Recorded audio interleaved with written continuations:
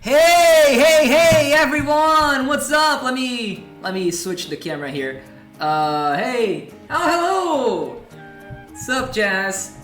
How you doing? Nah, you're not late. I'm late, actually, because stuff happened. Let me open the webcam. There we go! There we go. I'm here. We're here. We're about to start. Is my volume okay? Is my everything all right? We have a special little surprise today, actually, so let me...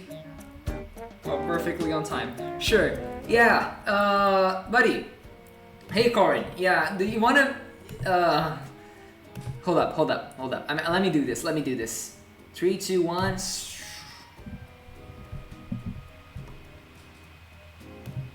Hey, Corin, are you there? Yay! Surprise, everyone! We have a guest appearance today, so to speak. I think your volume is probably a little low for them. Let me adjust this. I realized on the Paper Mario stream you were very much not loud enough. Yeah, but it's about this. It's settings. Now we have Jazz here too, so she might actually help us out, which is a good thing. I was trying to clip the clip where I misheard you, and I thought we were talking about Pokemon. Remember that? Yeah, I was trying to clip that, and I clipped it, but like it sounds like ass, but I clipped it. How they mess? I don't know how to. Oh, there you go. User volume. Let me put it at 200%. And I'll try to lower the music volume a bit more. Jazz, can you let us know if everything is alright on your end? Like, again, I know you just answered that. The last thing on chat was literally that, but like, can you let us know again? Because now Corin's involved. So yeah. You can probably check too, right? Actually, I can probably check. The issue is if I check, it's probably gonna start echoing, so it's not ideal. But yeah, it's not. Um. Your desktop audio and then do it. Oh yeah, I guess I can, but that stopped the music. But whatever. Yeah. Yeah, sure.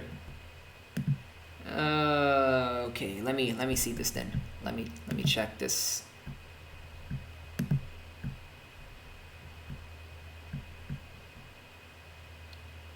Oh yeah. Corin's a little low.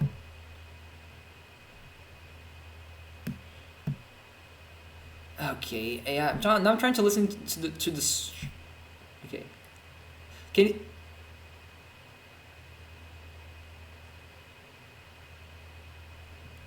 Oh yeah, no, I'm too old. Why are we like this? Uh, I tried to propose a solution, but it just didn't work. no, but like, no, I'm too old. I think the fact that I didn't realize the problem is that what I'm really like focusing on here. Like, no. How about now? How about now, Jess? How do I hear? How do I You can sound? prob- How do I hear? I can hear fine. Uh, You don't have problems with you can mine. probably. I mean, can you go ahead and check for me, Corin, since you have the stream open? That's Like, true. like it kind of makes more direct sense. Okay. I think. Check. Got some water, good old water. Quiet, definitely quiet. Yeah. Okay. Yeah. No. I. Let me see. I don't know what to do. Like desktop audio is at max. You can add a gain filter to it, but then that's also going to affect the music. And that's the only thing. If I could split like the source, because your user volume to me is at like is at 200%, and like thing is I'm hearing you just fine through my headphones. So I don't know. I don't know what to do. Hold up. There we go. This is how we do around here. Oh boy. I mean, last case scenario, you can just not have the music. I think where say something real quick. Yeah, you're showing up on the slider here on OBS at least when you speak. Mm-hmm. Yeah. Yeah, you're not as loud as me, but it's picking you up, at least. Let me Google this real quick. But Jess said she could hear you a little bit better. Are you still listening to the stream? You can give like real time. We can figure this out on the but go. you also talk a lot, and that is an issue sometimes. Oh. Because if I want to hear my voice and then I hear you constantly, I'll stay quiet while I look it up, and you can just say I can hear whatever. myself now. Oh, you can? Yeah. Is it good? It's good? Yeah, it sounds good, I think. Okay, yeah. The music is a little low. I'll see if maybe the music. I'll say something. Hi, hello. Now hear yourself. Oh, I turned it back down. Oh, damn it. Okay. And check if the Right. music also is picking up. Hold up. I can't hear the music, but I Hold can't up. hear me. Okay, how about now? Okay. Wait for it to actually. Okay.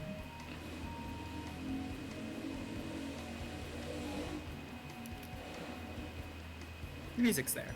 Okay. Okay, This should good, be good. This should be good. All right, perfect then. Perfect. Yay! Yay! Sorry for the delay, by the way. Stuff happened. I had to get dinner, and then also my mom asked me to do something like very last second, and I had to like help her out with like a work thing, so a computer thing. So that's why I had to delay it last second there. But it's. Go That's ahead. I was also making dinner when you sent that message. So I was like, okay, good. I don't Yeah, have yeah. to go and delay my appearance by a bit. And from the looks of it, Jazz was also a bit late, so like it kind of all worked out in the end, Yep. weirdly enough. But like everything here was a mess. My hair is kind of a mess too, but not in like the good way. So here's the thing: I figured out a way to get my hair to look like messy in the way that I like it, and like stay like this. Because my hair is actually naturally my hair is like really freaking smooth. If I just let it like fall normally without brushing without anything, it just like it looks like a bowl cut. Like or like an emo like generic like stereotypical emo cut, you know, like just. Um, so like what I do is I use sea salt spray, and I also now what I'm also doing is I use a hair dryer after I come out of the shower, and I style it with the hair dryer, and that usually helps it stand up a bit more. Thing is, if I do it wrong, which is what I did today, we get stuff like hold up, let me see if I can show it. We get stuff like the wrong side. We got stuff like this. I don't know if I can show. It looks like I'm half bald over here. Like there's like an entrance here. That I promise I'm not balding. This is just the way the split is like open right now because I kind of like side swapped it. I'm not balding, I swear. But it's just the hair split that went a little bit off to the side tonight, and there's no way to fix it really without.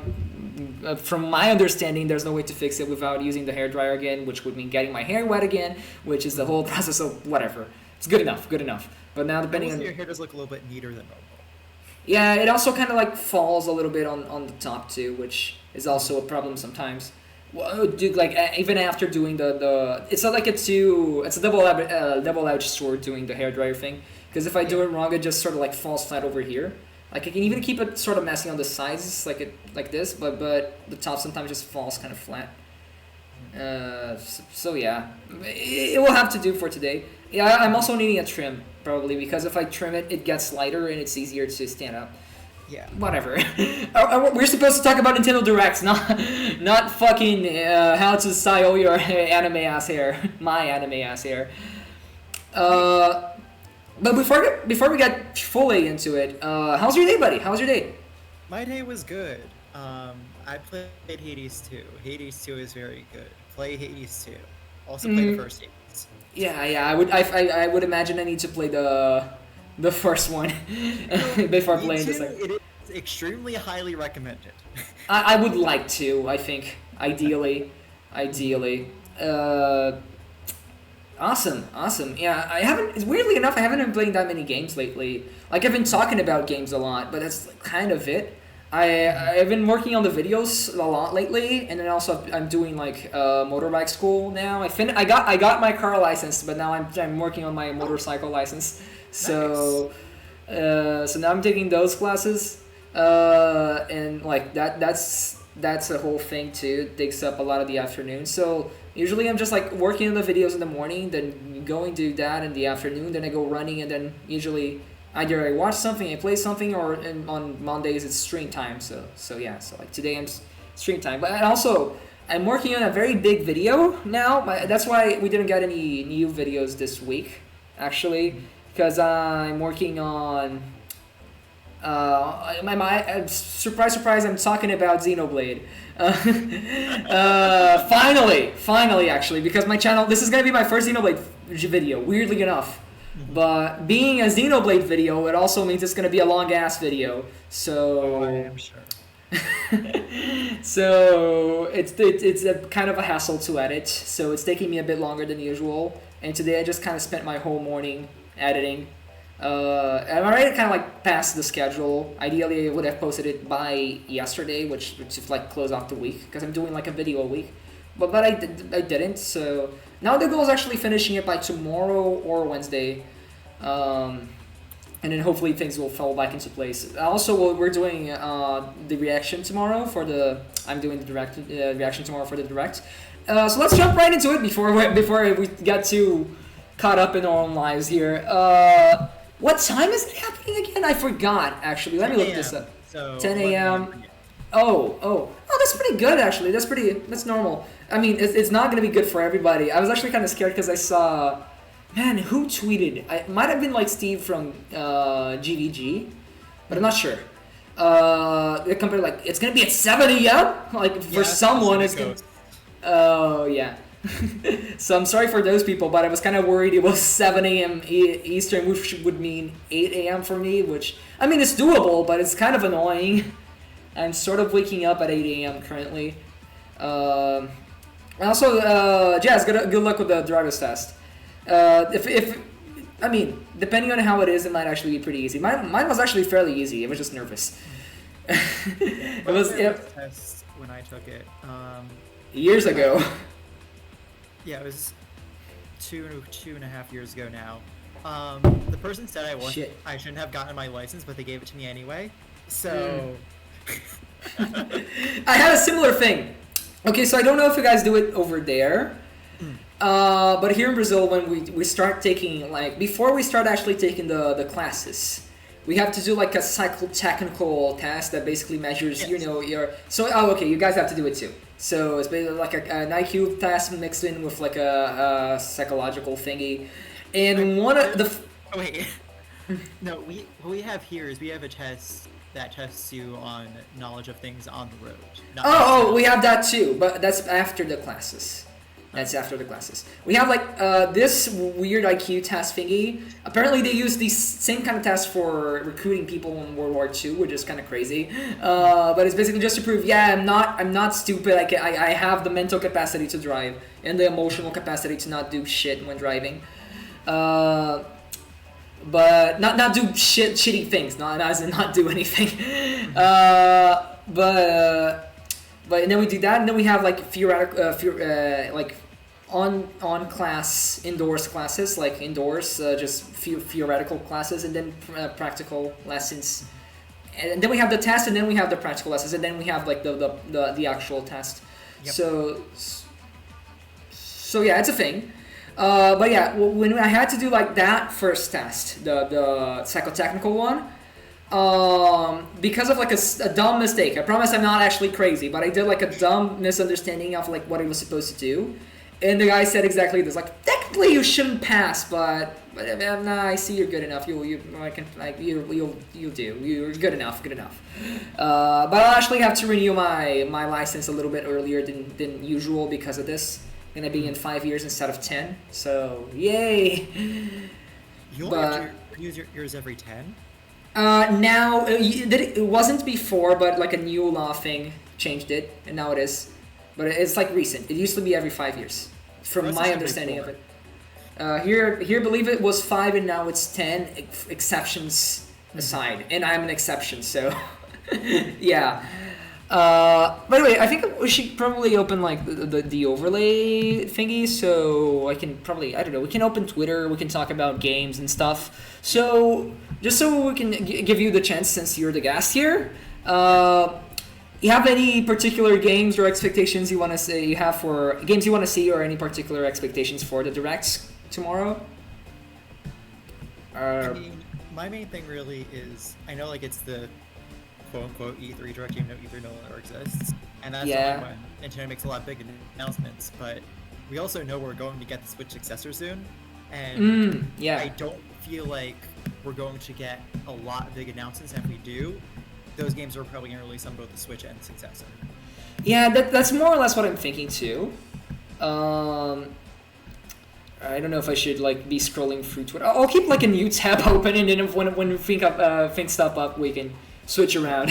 Because I do want to look some stuff up as we go and like pick some images and stuff. But I was thinking just that. So I guess the best comparison we can have, like of a recent situation like this, is probably like, you know, remember the final few years of the 3DS, like after the Switch came out? Yeah. And we would get like tons of like little releases and like remakes and whatnot. I think we should expect some stuff on that level, more or less. I don't know what that could encompass though. Like taking the 3DS as reference, I guess we can hope for an FE4 remake finally. That would be cool. I wrote down a bunch of notes and I forgot to write down FE4. All these other things, I completely forgot what the one thing that I'm half known for. Yeah, I was gonna say just that. Like, yeah, that's the Fire Emblem is your thing, dude. How I was expecting a reaction even out of you. I don't know. I know a lot of people are saying an FE4 remake, and of all the games to remake, it probably does make the most sense because it's a very complicated one and could definitely use a remake instead of being stuck in fan translations. But at the same time, I don't fully see it happening.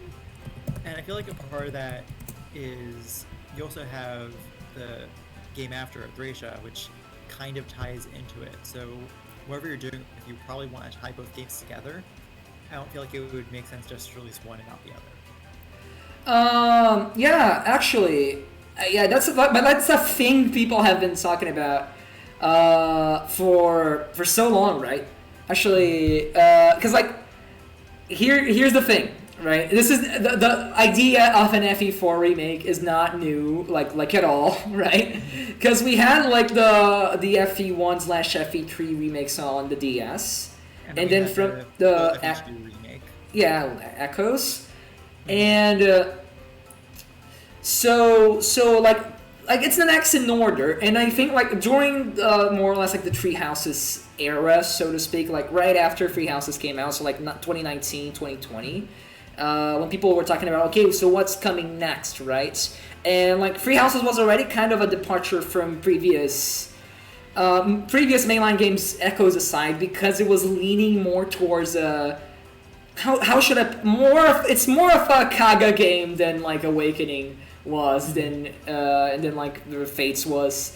It has a little bit more of that complicated lore focus to it and all that. It's sort of like balancing the 3DS, more. I don't want to say anime because Fire Emblem has always been anime, but like the dating sim elements and the social bits with like a more quote unquote serious dramatic story, right? So I remember like right after Three Houses came out, people were like, okay, this gotta be an FE4 remake after this. So that's what the surprise came when instead of that we got Engage, right? And I'll be honest, I still haven't bought Engage, I still haven't played Engage, and I don't feel like playing it, to be completely honest with you. I'm not saying it's a bad game. I don't know if it's a bad game because I haven't played it. But like me, I enjoy Fire Emblem. We've talked about we first met on Twitter through Fire Emblem, yes. Through Heroes back. Profile picture. When I had a Marth profile picture, because I was kind of in my Fire Emblem phase back then, even like on my big Fire Emblem phase, because I had just played Three Houses and really liked it. But I lean more towards that kind of more. I don't want to say serious war story because I feel like that gives it too much credit. I'm not about to say like Three Houses is necessarily like this avant-garde, super dark, super adult thing. No, it has some really interesting lore and some really cool points it makes, but it's also like silly anime when it wants to. But I like the more nuanced lore heavy stuff. And so when like Engage was announced and stuff, and it was very much like on the other end of the spectrum, I thought it looked cool, and like some of the anime stuff I like. The opening theme for Engage, I've seen it, and it's my jam. It's my kind of stupid, cheesy kind of thing. So some things look cool, but not enough for me to actually buy it. Especially when people like went ahead and said like, "Oh, the story is actively bad." Some people, I don't know your opinion. You can let me know actually, but some people say like, "Oh, Engage doesn't have a good story." At that moment, I was like, "Oh, okay, yeah, I'll pass." So, Engage's story. Go ahead. There is definitely potential in it, and honestly, they could have just removed the final chapter, and the story would have been so much better. Wow. Like, remove the main bad guy, and the story is better. I see. Is it one of those cases where like the main bad guy is like so generically evil and like basic? It's not even that, really. It's just that they put so little focus on him throughout the whole entire story. They instead put the focus on these other characters who do have a really interesting story, and then just kind of forget, oh yeah, there's this other really bad guy who they're supposed to be working for. And he just doesn't have an impact at all. I see. Yeah, I'll probably play it someday, but it's kind of like in the bottom of my Fire Emblem games to playlist. I really want to play FE4, and I really want to play the Talius games. I really, really want to play the Talius games. Figures they're kind of asked to get a hold of. Yeah, so funny story about the Talius games, actually. In addition to planning to do Final Fantasy Tactics with you, which we need to get back to. We do. I was about to say that, actually. We need to get back to that.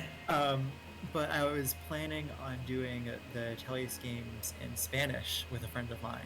who is not a native Spanish speaker, but they know the Tellius games very well, so that I was see. fun. All right, sounds fun. I might actually hop in. I know I don't show up a lot on your streams. It's not like it's not out of lack of like I would enjoy that, and I don't want to be mean to you. I just kind of forget usually, or when I see the notification now that I'm in our Discord, I'm usually either busy or like I kind of like see it. Oh, I'll join a bit and then I forget. Sorry, I'm just my mind just doesn't work like that. I stream at the worst possible times ever for anyone. That is just how it's always been. But that's fine. And besides the point.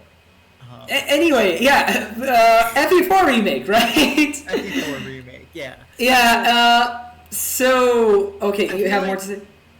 If there is going to be a major announcement from Nintendo, I feel like that might be the potential to be the one, because that's something that the Switch definitely could handle and not have to struggle too much with. Oh, for sure.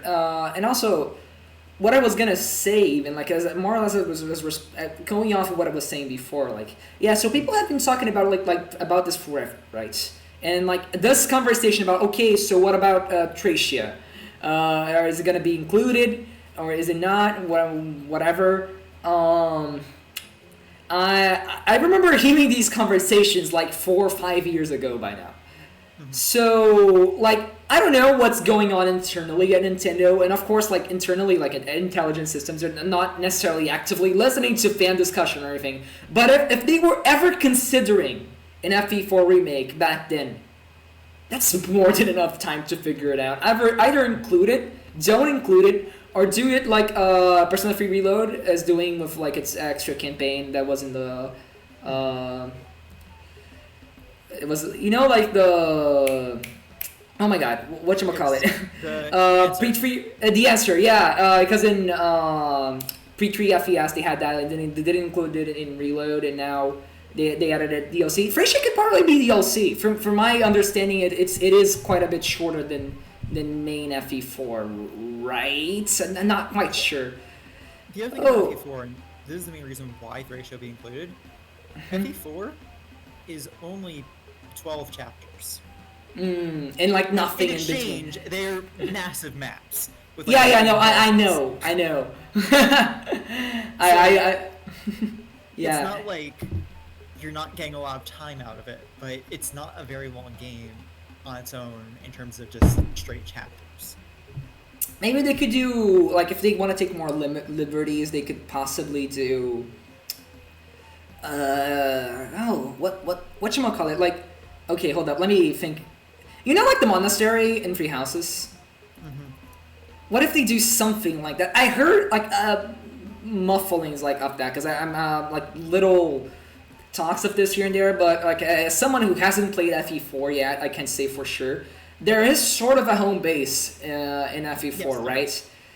If they expand that into, like, an explorable hub world, and make that like the monastery and Three Houses. I don't know how much people would like that or be angry at the fact that they're changing the remake too much. I will be completely honest with you. Mm-hmm. There was something similar in Engage, and I was kind of just tired of it. I didn't want to do it. Like, it worked in Three Houses because the focus wasn't fully on battling. In Engage, the focus was a lot more on the battle part and not so much the social part. Mm-hmm. And so it just kind of was like, okay, it's here. I'll explore between battles. No, I don't want to. And to be fair, like, even by the end of Three Houses, they usually started to drag a bit, especially on like replays.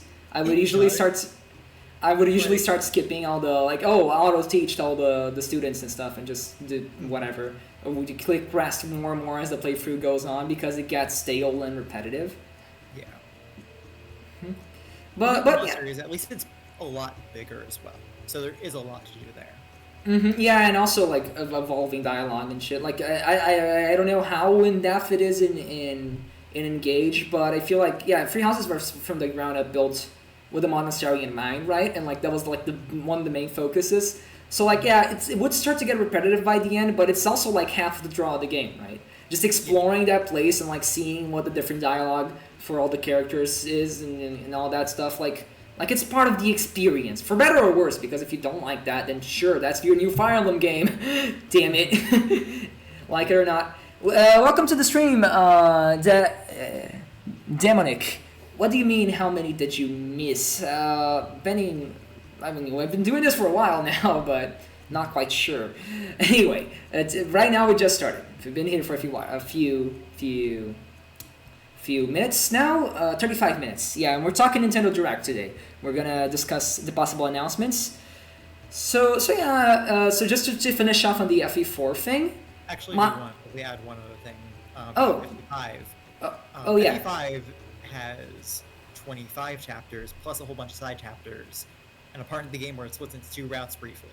So it's also a very large game that you'd be including alongside Genealogy. Yeah. Oh yeah, I didn't know that because okay, so yeah, again, my noobness is showing here, but like my I didn't know that either. I just looked it up.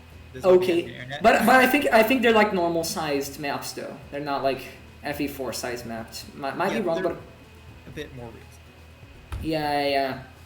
So, okay, so like from my understanding, wasn't Tracer released as like I don't know, one of those weird ass Japanese game distribution methods that would never like translate here either way. One of those like station cabinets or whatever. Was it released initially as a standalone cartridge? Yes, I do remember that being a thing. Yeah, I don't remember like the name, but like Nintendo does this every now and again when they do these weird distribution methods for games, and I think Tracer was one of those. So that's why I assumed it would be like a shorter experience. Plus, it takes place like sort of in between. Nintendo Power Flash cartridge. Yeah, there we go. That kind of thing. So I guess maybe they could just not include it or adapt it. I don't know, depending on how many liberties they want to take. They could, and maybe people would get mad at that, especially coming off of Echoes. That was literally just like tile for tile FE2 for better or worse, right? Yeah. I feel like maybe if they take more liberties and just like adapt the story and the main beats, but then do a completely different game on top of it, maybe it could work. I think the main focus here is just like translate this story, translate this world and game and whatever, and like the general FE4 experience, so to speak, to a more quote unquote modern Fire Emblem style, right? And however they want to go by that, I feel like, whatever works, right? By the way, Elebits, I don't know this game, but Jazz mentioned it, and she talked about it before earlier, so I just opened it. It looks like a nostalgic sort of game, though, like Wii era, this kind of design. It feels like a game I could have played as a kid. I just happened to not come across it, but I could have. Yes, so I couldn't have, because I generally only got 3 guest games, but it was on the Wii too. It was on the Wii too, yeah. I would have been able to. Mm-hmm. Yeah, no, it sounds like one of those games. But yeah, just honorable mention. It was open here for a while because I wanted to mention it, but then we started talking about Fire Emblem forever. It's a first-person shooter?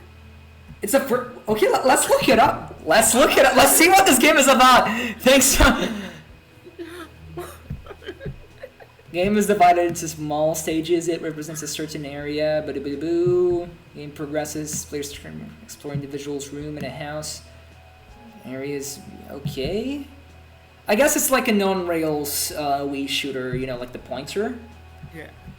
Similar to Half-Life 2. Okay. Oh, like the gravity gone. Okay, yeah, I see that. I know what that's about. Yeah, I'm assuming it's a pointer Wii shooter game, like a cutesy one at that. But like, that sounds interesting. Yeah. Wow, 2006 took forever to be localized too. That happened with older games. Yeah, don't say older. Wii is not retro, okay? It's only like what 10 years old, more. When I say older games in this case, it's specifically before worldwide releases were a common thing. And that was like PS4 generation, right? That was worldwide releases were a thing for a while. So yeah, I believe even like Pokemon X and Y was. I don't know if X and Y was. I know Black and White were. Black and White 2. I think X and Y was the first worldwide release. Yeah, I think so. So yeah, it's like early 2010s was more or less the era where we started getting more wide releases, which is kind of crazy that it took this long. Or maybe not necessarily kind of crazy that it took this long, but that it normalized so easily. Because, like, if it was status quo for so long, right? Then I'm guessing, like, it was not that big of a deal. It was normal, and hey, like, that's just how games come out. It's gonna come out in Japan first, and then later in other locations, or we're gonna come out first on the country it was made on, or whatever.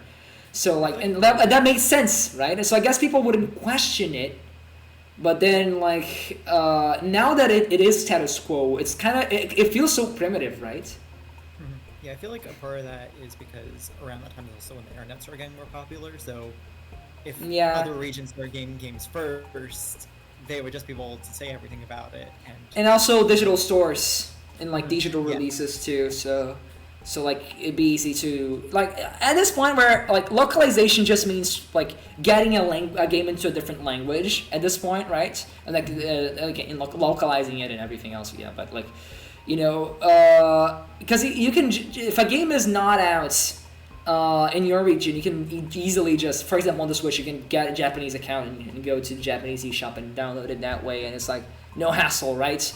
Localization is literally just a process of, like, translating / adapting and then releasing it physically as an option to another region, right? So I guess, like, it doesn't really stand up in the same way it used to. Back when all games were physical, it's like you can't play a game that's like only released in Japan unless you travel to Japan or you import it, which is a pain in the ass, and also console is probably region locked, so you would need a Japanese console as well, and that's, you know, like, it adds up. Once consoles started being region locked, and then we started getting digital releases and the internet, I think sort of started making more sense, I guess. Anyway, you said you had a list, right? You have anything else? I have a list of things. Let's go. So, the first thing I actually moved up to the top of the list is Pyoro is being weirdly quiet. He did post something. It's day? Let's before the announcement, and it was just Nindai Doko, which it means where's the Nintendo Direct. So. Oh, that's what it means. Yeah. I was actually. Bro.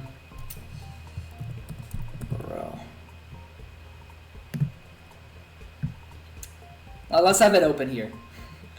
Source, dude, trust me. I love this dude, or lady, or bird, or whatever. Bird. This individual, or they, them. Okay, so that's what it means. I tried to look it up. I didn't get it.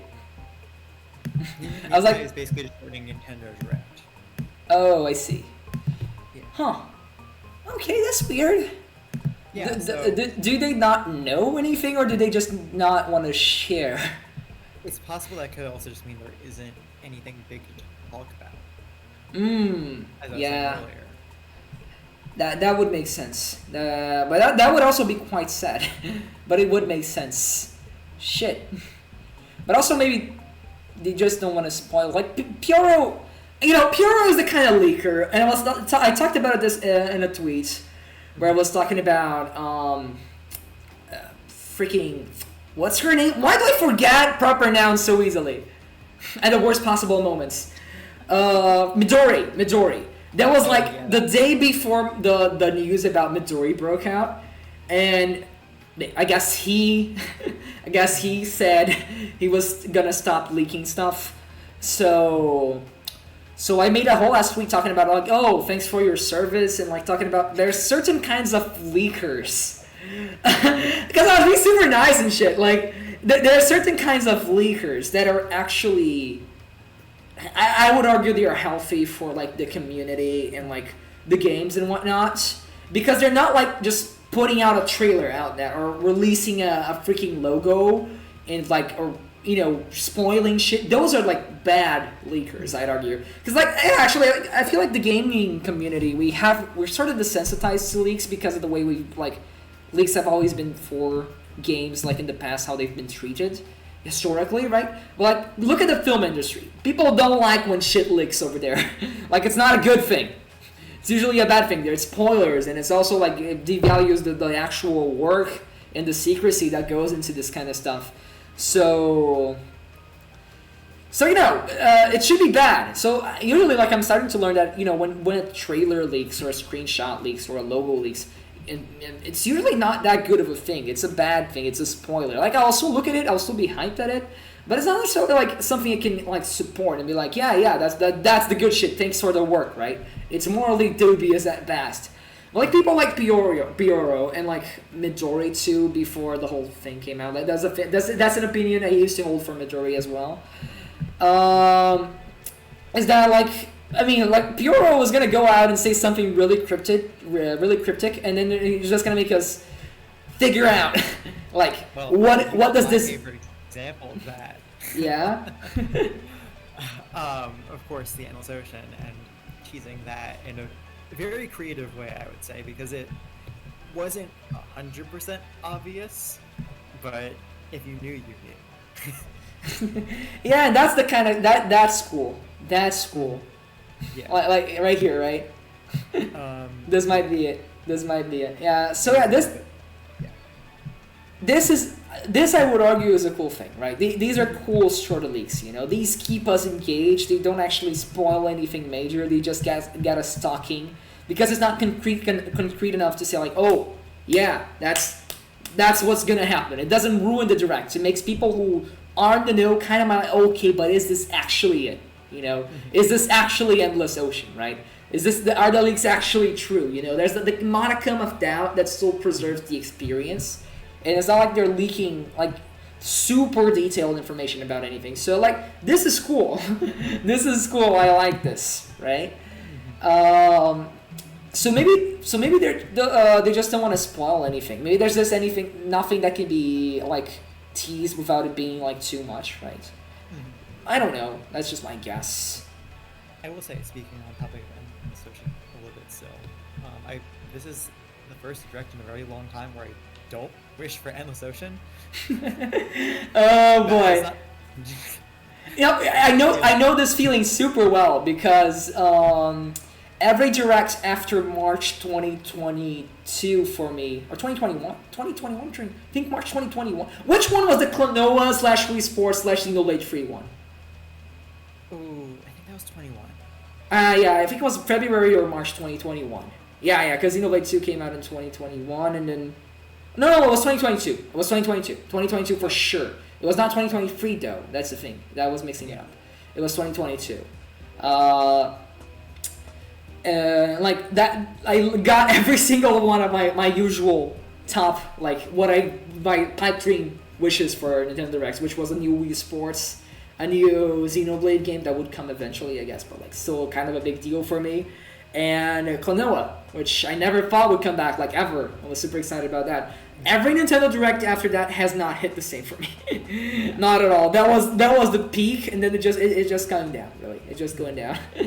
Still like Directs, still here, speculating and talking about them, but man, nothing is gonna be as good as that one for me. Like, oh god, that was insane. I still haven't healed. So yeah, I know the feeling. It wasn't even a main direct, it was in a partner showcase at the very end. Partner showcases have been getting better. They definitely have been getting better. The one with like Pac-Man too, and Persona, right? That one was pretty good too. That one that had like Nier, Persona, Pac-Man. They had more stuff too. Like they had a lot of good stuff on that one. Barely felt like a partner showcase. But this one isn't a partner showcase, which is interesting because it means there's going to be at least one big Nintendo thing, or at least one Nintendo thing, I guess, technically speaking.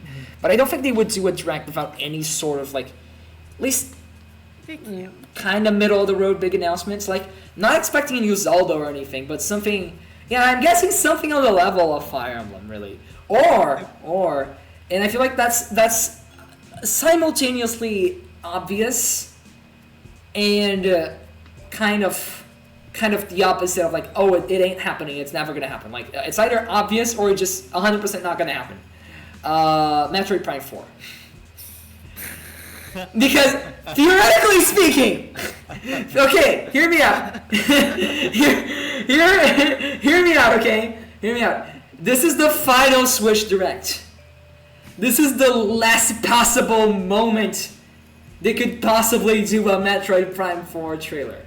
because that game was now in development for Nintendo Switch, right? Specifically for Nintendo Switch.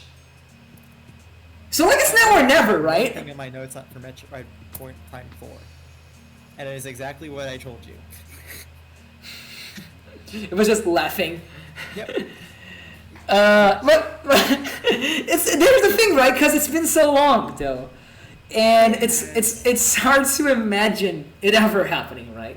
But it has to happen, like eventually. A Metroid Prime 2 or 3 remaster in the same way they did the first one. I don't know if we're gonna get the fourth, and if we do, well, it's there. But yeah, like how much of your like reluctance to admit it might happen or to It could happen. But like how much of that is like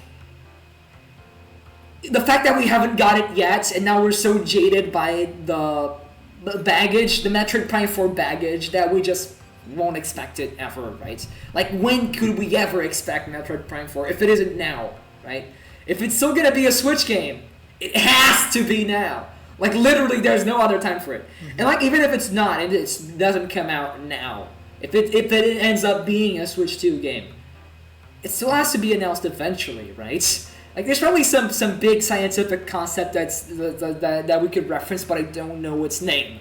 But, you know, when something is true, if it's gonna happen, it's gonna happen, right? Metroid Prime 4 was confirmed to be real. It's not speculation anymore. It's not like the Wii U days where it's like, oh, we want a Metroid Prime 4 to happen. No, it was announced. It's a thing. It's so much of a thing that it actually like restarted development in 2016. And like we know it's been in development ever since then. It's probably going through development hell, but even like when they announced Dread, the Nintendo dude, like the Metroid dude, I forgot his name. He talked about like, oh, it's still in static development, right? So in 2021 it was still being developed, right? And like still in static development, whatever that means, right? So it's true. It's happening eventually. It has to happen eventually. So like I also cannot put inside my head that it's gonna happen now because it doesn't feel real that's ever gonna happen. But it's not a pipe dream, it's a confirmed game. It's a confirmed release. It's TBD. The release date is TBD, but the game has been announced. Right? Like, it has to happen eventually. Somehow it has to happen eventually. Yeah. I'm just looking at the Metroid release history, and Metroid is very inconsistent in when it releases games. Oh yeah, for sure. The most it has period phases. was the early 2000s, where it yeah, had a lot in that span, but otherwise... Mm-hmm. No, Metroid is actually kind of a niche series, which is weird to think about as like a Nintendo fan and as a Metroid fan too, because I really fucking love Metroid. Like I would go out on a whim and say I might actually like Metroid more than like some of the big main Nintendo franchise. Like I might actually like Metroid more than Mario. Maybe I don't know, because Mario's so all-encompassing. I would say I like Metroid more than 2D Mario. That I can say with confidence. I like Metroid more than 2D Mario. I can say this and not feel weird about it. Because Metroid is really fucking good, and it's also like one of the it's more in depth than other classic Nintendo franchises, right? Which is also kind of why I guess it's not as big and as in depth, right? They were kind of cult classics. A lot of Metroid games, like Prime 4 aside, and like Super in retrospect too. But I don't know if Super actually sold that well back when it came out. I think it sold decently, but not like super well. So Metroid has never been like that big of a franchise, right? It's just a big part of my life. So, and like Nintendo fans in general, because you know, Samus has been in Smash forever. People talk about Metroid. Super is a classic. But like in reality, Metroid has never been that big, right? And we got those. Your Super Metroid sales number. By late 2003, the game had shipped 1.42 million copies worldwide. For SNES standards, that's pretty good, I think. SNES but it's not at like the end of its lifespan, as well. Yeah. For SNES, okay, so it's pretty good, but it's not like Mario levels, right? It's not Zelda levels. It's not doing those kinds of numbers, even if it like costs about the same to develop. I think Super Metroid was probably I have no basis for this. It's probably like one of the most costliest SNES games to develop. Just considering how much stuff was in that game and how like crazy ambitious it was, I would go out on a whim and like assume that. But I'm like I'm just assuming. I'm not like this is not scientific. It's just my guess. It's a big, but it was a AAA game for its standards. But yeah, Metroid is big among us. Damn it, the brain rot. The fucking brain rot. I was gonna say Metroid is big among us Nintendo fans, but then I realized I would say the phrase Among Us, and that kind of froze me for a bit there. Fuck. But yeah, it's kind of big among gaming enthusiasts, but it's not like that big of a franchise, and it has troubles, development troubles. Other M exists, right? And I feel like Metroid has always had like phases, right?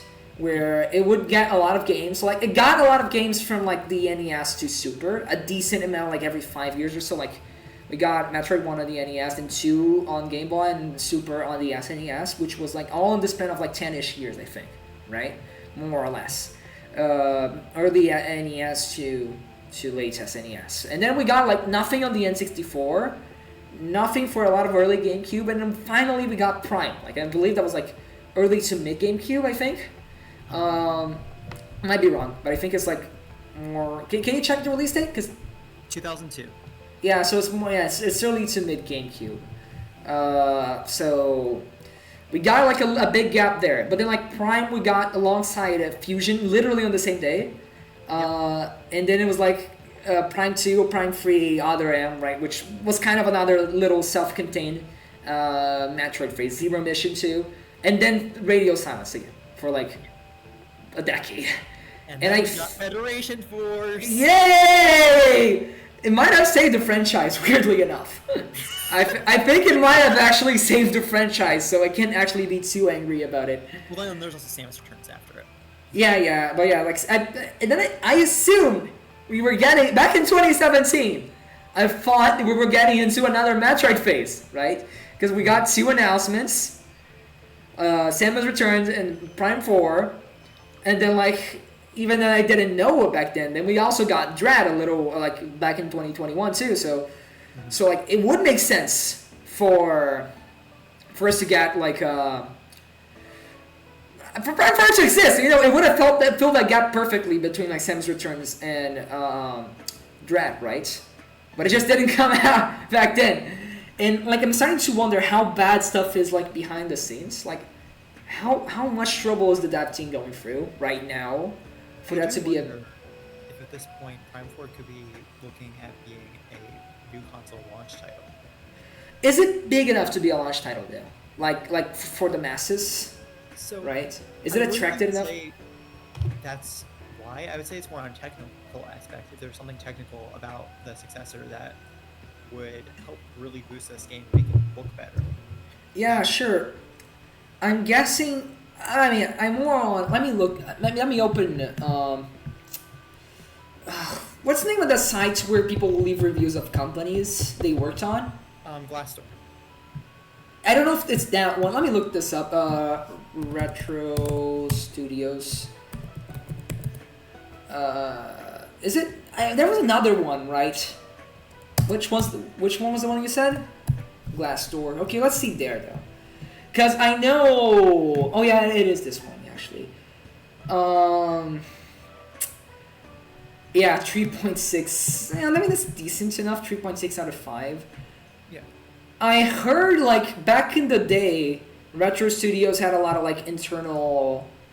Back in the day, as in like when they were founded for sure, but also like around the Wii U era, post Tropical Freeze, there were a lot of like internal issues at Retro that were like pulling the company down. Let me see like reviews. Oh dang it! I have to make an account. Also, stuff is in Portuguese. My bad, y'all.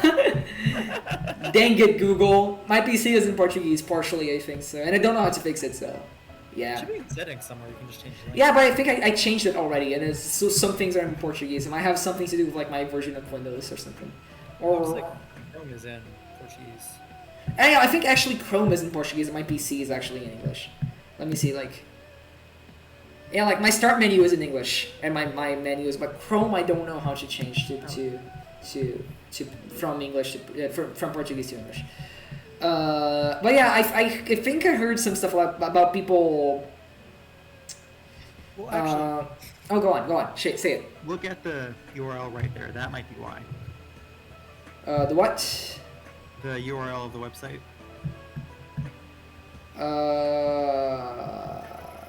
You're on the Brazilian version of Glassdoor. Oh, sure. I thought we're talking about like the retro stuff. Hold up. Let's see. But also, now my Google is partially in Portuguese sometimes. It's also not like, as you can see, like relaunch to update. That's in English.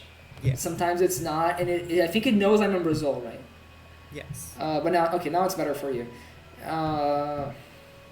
It probably won't work as well because you have the.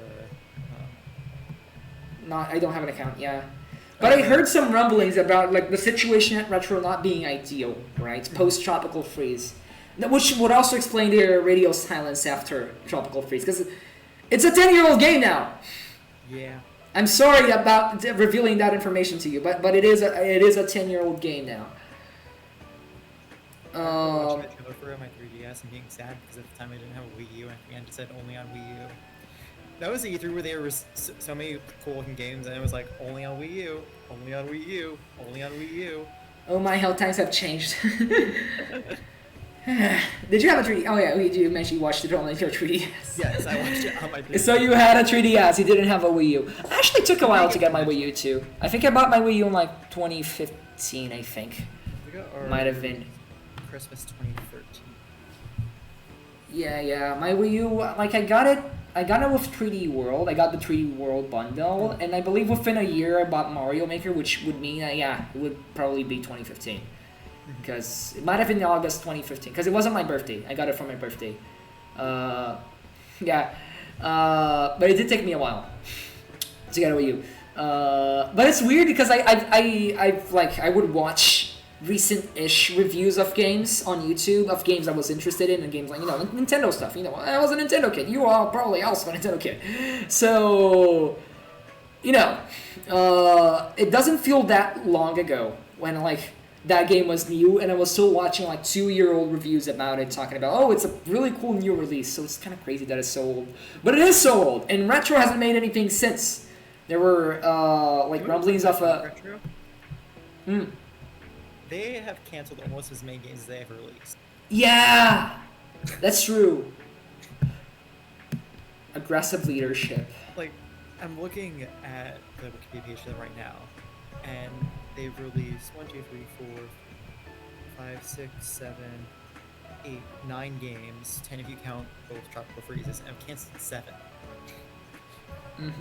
Oh yeah, no, they also have like a lot of these were like early Retro though. They were like before Prime. So it was back when that the Guy game dude was on Retro. I don't know if you know the story in detail. It's the whole thing. It's the whole situation.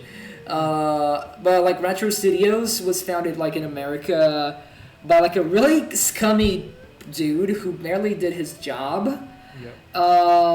And it actually took Nintendo like stepping up and like buying them and actually doing stuff with them for it to actually like start going. And that's what literally their first game was Metroid Prime. The first game that came out from them was Metroid Prime, and there were tons of canceled projects before that. But yeah, they were very messy. But it seemed like they got their shit together with Prime, but I guess not. I guess they lost their shit again. I guess they spread out their shit again. They need to get it together once more. Because it's been a hell of a fucking while. It's weird because it wasn't originally a Retro game, right? Prime 4. It was originally, I believe it was rumored to be Bandai Namco, right? But I don't think it was ever confirmed that it was Bandai Namco. But then it was Retro, but now that was 2018, right? Wasn't it? When they restarted development, that was 2018. 2019, okay. A little less worse then. So that's 2020, 2021, 2022, 2023. That's 5 years of development, dude. That's 5 fucking years. There's no way they don't have anything to show, dude. There's no way. I can't fucking believe it. Like, is it a leadership thing? It has the game... Because, like, yeah, you mentioned, like, the hardware stuff. But like, is it a hardware thing or is it like a company thing, a studio thing, an organization thing? How much do they have on paper at least? Do they have anything on paper? Are there any concrete ideas 5 years later? There should be, but I don't know. It's been so long by now. Like, how many times have they started and restarted the project by now? Like, that's the only way I can imagine it taking so long. Is like they have like restarted and refought things and back to the drawing board like over and over and over again. That's the only way it can possibly take this long, right? Not even an announcement, not even a teaser. Like, because like my guess is that if they had like at least like concepts, like or a story concept, a Samus design, all that stuff, they would have shown it by now already. Like as a teaser, just to let us know the game still exists, right? So like it's either happening or not, and I guess that's it. It's either happening or not, and I don't know. I will say, if they do actually announce it during the direct, I wonder when they'll announce it. Because it could be a story direct announcement to get everyone going. It could be that like 2/3 of the way through announcement that they just do a giant section for no reason except here there is a reason because it's been around. Yeah. Forever. Or it could be the very last announcement. I think it has enough power to be a one last thing. I think it could be a one last thing. Well, it's not one last thing anymore. This is their final announcement. They changed it. Whatever. It's always gonna be one last thing in my heart. I know. But it's true. Now they say it's gonna be our final announcement. That's right. Weird subtle change, eh? Why did they do it? Why did they change it? Why did they change it? Probably was just to be more upfront and not leave you on the edge of your seat because you think it's over and then it's not. But I mean, yeah, whatever. It's more corporate though. It isn't as quirky. It isn't as fun. But yeah, I guess it could be. I'm guessing if it is in this direct, it's 100% gonna be the one last thing. Like, there's no way it's not. It's the biggest possible thing they could announce, because everything else would be on Switch 2 by now, right? I think. Most things. I actually checked for this because maybe there will be stuff that they can announce that are already announced title. The only first party title I saw that's announced right now was Luigi's Mansion 2 HD. Oh, and that's not a direct ender for sure. It's not. But I mean, usually direct enders are in the direct for sure. For sure. It's coming out in I think 2 weeks. I don't know what they'll talk about really. I imagine it'll have to have something new, but I don't know what that new thing would be. Do we know who's developing this remaster? I believe it's the same company who does most of the originals. Is it Next Level Games? Because that would be Next Level Games then. But it could be the Zelda remaster guys.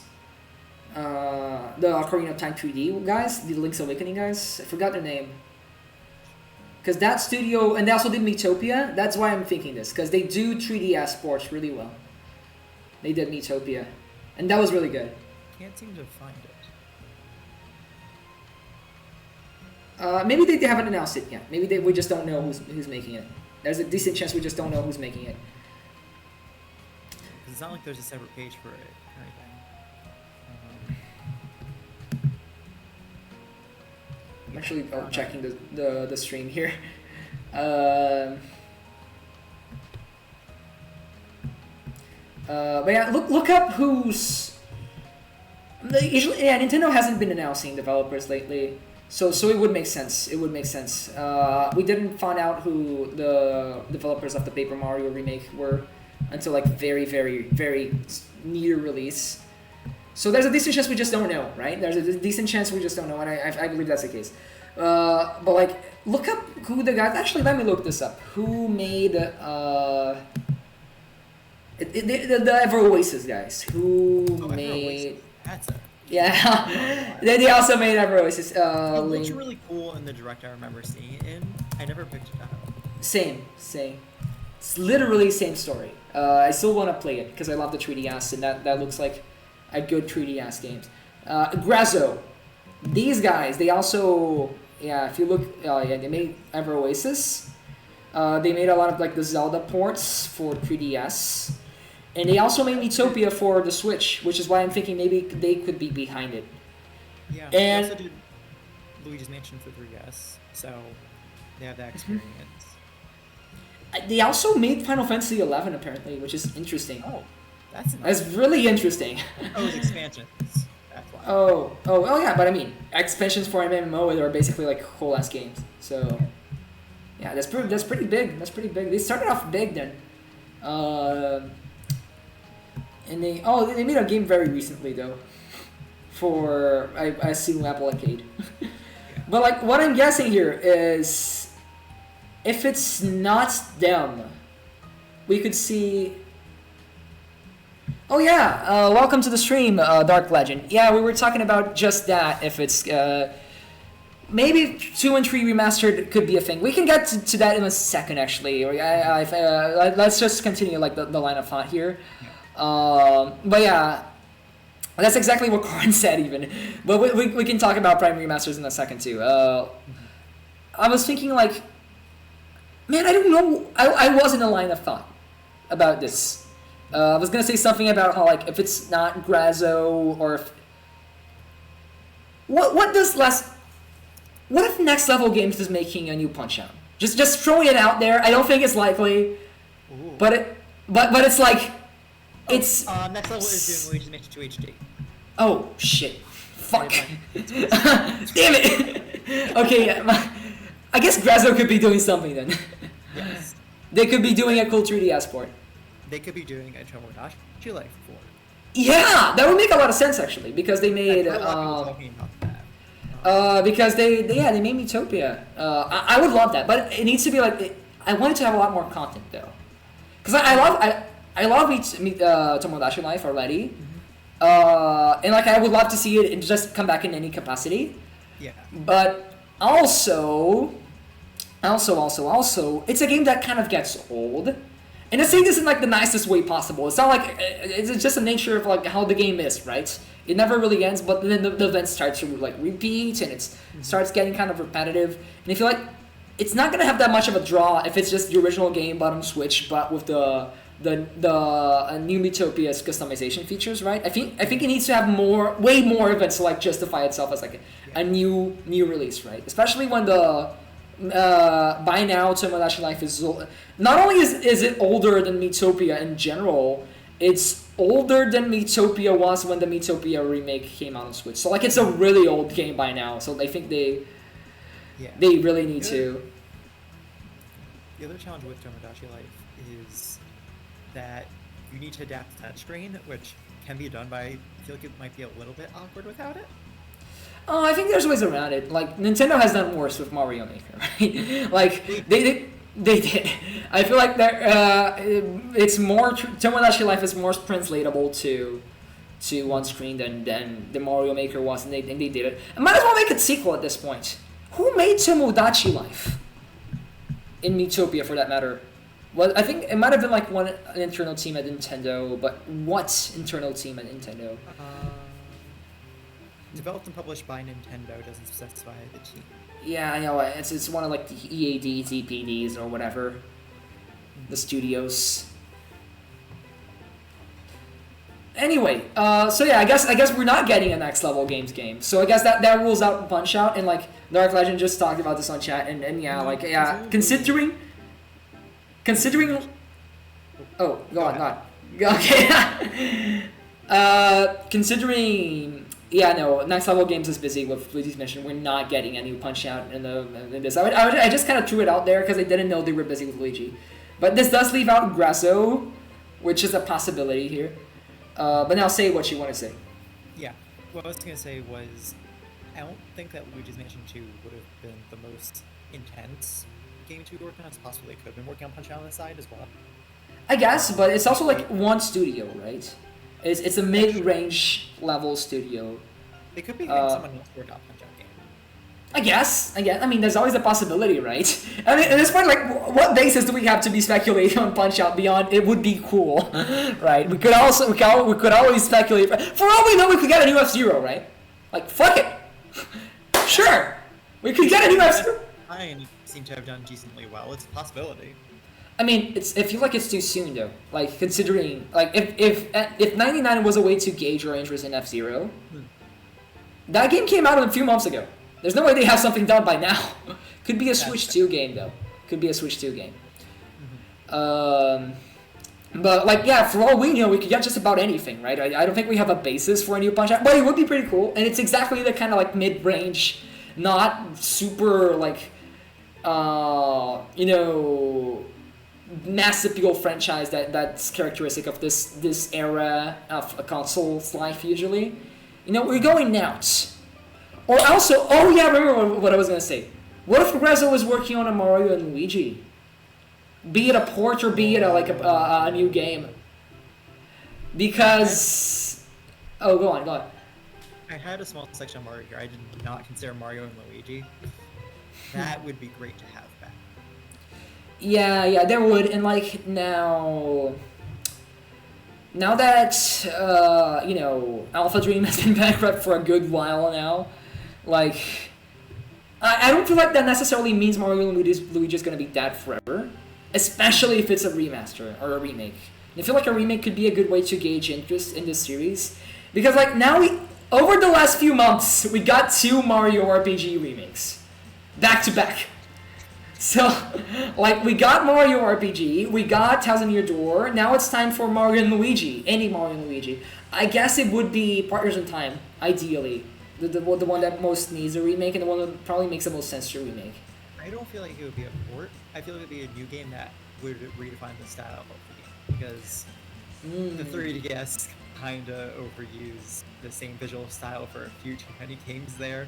I feel like it's time for it to get a visual revamp, and doing that with a remake would feel weird. I mean, yeah, sure. It would feel weird, but like then again, like it could be a visual revamp without being a gameplay revamp. Like take Mario and Luigi, like take Partners in Time, but do it in like maybe a hand-drawn style, like the box arts usually are. You know that our style we always the Mario and Luigi style, but make it alive. Make it like Shantae, the new Shantae games, or Streets of Rage 4 or whatever. You know, like hand-drawn. Make it look like actual hand-drawn art. I feel like that could work pretty well. As a, like at that point, it would be a remake, but still like be in the same general gameplay framework, I guess. But my guess is that if we were to get any remakes, it would be Partners in Time, or Superstar Saga again, I guess. But we already kind of got that for the 3DS, so and it's weird that we skipped Partners in Time. We did skip Partners in Time, which is weird, so it would only make sense. And like otherwise, what else? I guess we could get the 3DS ones that people don't like as much. Well, I actually really like Dream Team. Oh, yeah, I haven't played Dream Team, so I can't say. But I hear it's less popular than Inside Story. Like, yeah. Paper Jam is a mess. Paper Jam is that, and I played that one actually. I regret it, but I own that game. It used to be back there. It's not. I don't know. Much video on that game because it's just so hilarious how badly programmed it is. Funnily enough, I saw an interview, like I saw a video about like the state of Alpha Dream before they actually went bankrupt, and it explains a lot. Actually, it explains a lot. You know the stuff we were talking about retro just now? Mm-hmm. That, but for sure, it happened. Alpha Dream had a lot of like leadership issues by like the very end there. So they were crunching all the time. There was lots of like they owed a lot of money. I believe they were sued by like the Japanese government for mistreating the employees, and that left them with a huge ass like debt they never really managed to pay off. That's a huge reason they went bankrupt. So yeah, things were bad at Alpha Dream before they went bankrupt. So that actually probably explains why Paper Jam and then the remakes kind of like were. I mean, the remakes weren't necessarily that bad, but they were remakes, and then before that, Paper Jam just felt so half baked. Yeah. No, I just there's the A+ Star Glitch video on it, and it just shows skipping half the game. Like an SNES level glitch, right? Like a Mario 64 BLJ level glitch on a 3DS game. It's like there's parts where it's like, oh, you would be soft lock here, but there's another glitch to get around that. Bro, no fucking way, dude. No way, man. That's insane. I'm gonna send you the video. You need to watch it. Send me later. I'll make sure to. Make sure for sure. Yeah, Dark Legend. Yeah, I am leaning more on the, like, we were talking about this. We were expecting more remasters too, like in general. But I'm guessing there's gonna be at least like one new game, like There has one. to be, because this is the E3 time of year, so it would be weird for there to be absolutely nothing new. I Yeah, feel like- what they could talk about that would be new is talking about the Zelda movie. Oh, but is this like direct content though? Like, is this Nintendo Direct's level stuff? It's been I feel like, the Mario movie is in directs. There's no reason the Zelda movie wouldn't. but they would just announce the cast for that. Like, I guess they could just announce the. They did the same thing before as well. No, exactly. So I guess they could just announce the cast for this one, but I don't see we getting a trailer so soon or anything like probably that. wouldn't get a trailer, but you would get the cast. Okay, it that's a might be little- possibility. It might Yeah. be a little bit far off still. And my personal hope is that they would cast smaller actors. We know that's never going to happen, but I feel like having some lesser known faces in there would be great. Just because I feel like there are some smaller actors out there that could do a great job as some of those characters. Oh, absolutely, absolutely. But this is Hollywood, buddy. Yeah. This is Hollywood, man. I'm guessing Tom Holland will be Link, which actually, No, you know what? I wouldn't mind that. I think he kind of works, to be honest, in a weird roundabout kind of way. It's less absurd to me than Chris Pratt Mario, and Chris Pratt Mario worked somehow. So yeah, I don't know how that works still. it kind of worked. Did you know, like, pretty much every single dub that isn't like the original got a person who can actually do like a Martinet-esque Mario voice. So like the Brazilian dub was actually pretty good. Like Mario sounds like Mario in that, which is interesting. Cause like, then when they go back to like the English version, and I'm like, holy shit, Mario doesn't sound like Mario at all in this movie. It's weird because when I watched it, when I watched. When I watched Mario movie on theaters, it was and of course I'm in Brazil. Hey, Brazil mentioned. I watched it in Portuguese, and Mario sounds like Mario in that. So it was super off-putting to go back to the English stuff after that, because I did watch the trailers in English when they were coming out, but then then I didn't watch the movie in English. So it's kind of like a mix. There's two versions of this movie inside my head, and one of them, Mario sounds significantly better, or significantly more than like Mario at the very least than the other. That's the weird thing of like keeping up with like American internet or like worldwide internet while not being American. Is that, like, you know, trailers for movies I'm gonna watch in English. So there's a version of like every movie out there that I've seen partially through trailers and people talking about it in clips. That isn't necessarily the version I'm gonna watch in theaters. Welcome to the stream, Yori. I know who you are. I know where you live. Welcome to the stream. We're just talking into the direct. There's gonna be a new direct tomorrow. Today we're just speculating. We're just talking about what we could expect. So hello, welcome. Nice to have you here, buddy. But yeah, now we're talking Zelda movie. I guess Link could also be mute, which I guess would mean probably not Tom Holland. Because I can't see Tom Holland doing like a quiet type. So there's this one. This is why I'm saying I would really like a smaller actor. There's this one smaller actor by the name of Jack Wolf. I found him in a show called Shadow and Bone, and he was great in that. And he would be able to do that silent character. But they're never going to cast him. Also, he's currently doing musicals, so yeah, they're not going to cast him. He's also British. I can't even Google him. I think. Jack Wolf. Yeah, no. I'm like I wrote it. I think I wrote it correctly. It just the Google doesn't show him. At the end of Wolf. Oh, Wolf. Like Wolfie VGC. Did you know he had the same surname as the best VGC player? Oh, welcome to this. There's going to be a Zelda movie. Yeah, that's kind of old news actually, but we haven't seen anything about it. Is it this guy? He looks like a Link to me. Also, cool ass hair in this picture. All right, respect. Dude has based hair. Is it this guy? Can you check? But yeah, there is gonna be a Zelda movie, but we don't know anything about it yet. Welcome to the stream, Cartoon Tots. Hello, hello, welcome. Yeah. He does kind of. I think he can do a good Link. He looks like generic white boy enough to be Link. You know. I actually saw my hair after his. Uh, But, So yeah, I think it could work. Yeah, and I can see him pulling it off. I can totally see him pulling it off. Whereas like if they do Tom Holland, I think it's gonna be more of a Spider-Man type persona. He's just gonna be like a hero type. I guess I mean of course I'm flexing my the fact that he did Spider-Man, but I think they would pull something closer to that. We don't know. That's the thing. Yuri, we don't know which Zelda is going to be based on. We know nothing about it. We know it's going to be a Zelda movie. We know it's going to be directed by some guy I don't know the name of. He did some good movies, did some bad movies, and it's going to be live action, and Miyamoto is involved. And that's it. We just got some information. Miyamoto talked about it in like a fucking tweet. It was crazy. This is Miyamoto. We're making a Zelda movie. It was so threatening. But I'm guessing it's gonna be probably like a mix of different movies. Yeah, it's gonna be live action, sadly. Which is why we're talking about the actors and stuff, because it's gonna be weird. yeah. There's still a chance it could be good, because like Miyamoto is involved, right? Like Nintendo is gonna be heavily involved in this. So like they're gonna make sure it's at least decent. Because there's a lot of potential to make it look really cool. But, Oh yeah, sure. Have you seen that old ass Zelda movie fan trailer from like back in the day that people made on like I think YouTube? so. Let me look this up. Hold up.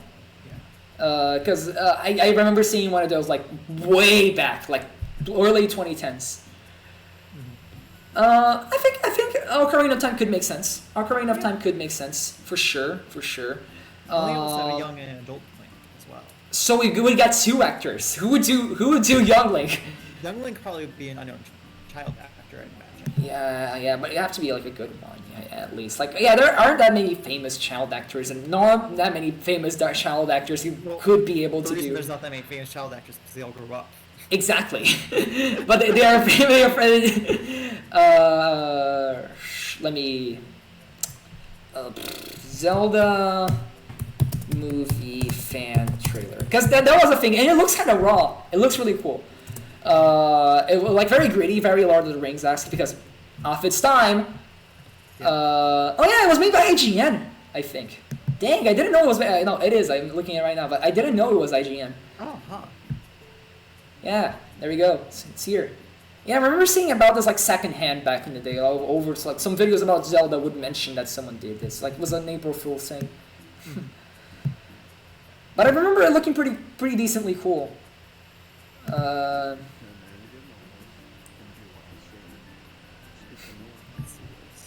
Let's see. Like, I think it could work if it looks something like more or less like yeah, this looks low budget because it was an April Fool's thing. Yeah. But like this sort of visual style, sort of like Lord of the Rings, but a little bit more whimsy, could work. I think we still want to make it feel like Zelda though. Like, does this feel like Zelda? That's the big question, right? I mean, for me, the way to know Yeah. about Zelda is like if you get to see the Gorons or the Zora or any of those really unique biomes that Zelda has and see how those look. It's totally gonna be CGI for sure. Like Zora's and all like the different like backgrounds. But yeah, I'm getting Lord of the Rings vibes, and exactly. My guess is like it's probably gonna be something like this. Maybe they want to pull a little bit closer to like a Zelda-ish. Maybe it's gonna be based on Breath of the Wild though, because that's current Zelda. That's the current Zelda brand, right? That's the version of Link and Zelda they want to promote, right? Oh, here he got the tunic. We go and we get an Avatar looking movie. Yeah, I'm thinking more or less like that actually. You know, like very colorful CGI type thing, but still live action. And extremely high budget. Yeah, and it's gonna be $1 bajillion. It's gonna make it's gonna sell more than Morbius somehow. You get $1 zillion. It's $1 zillion, exactly. It's gonna make $1 zillion at the box office. I'm gonna love the part where it really doesn't look bad. It looks pretty good, and this is from 15 years ago. This was 2008. Like this is old as fuck. It was actually pretty well made for the time. IGN budget, I guess. But Okay, so can we get IGN to make this Zelda movie? can we get IGN to make the Zelda movie?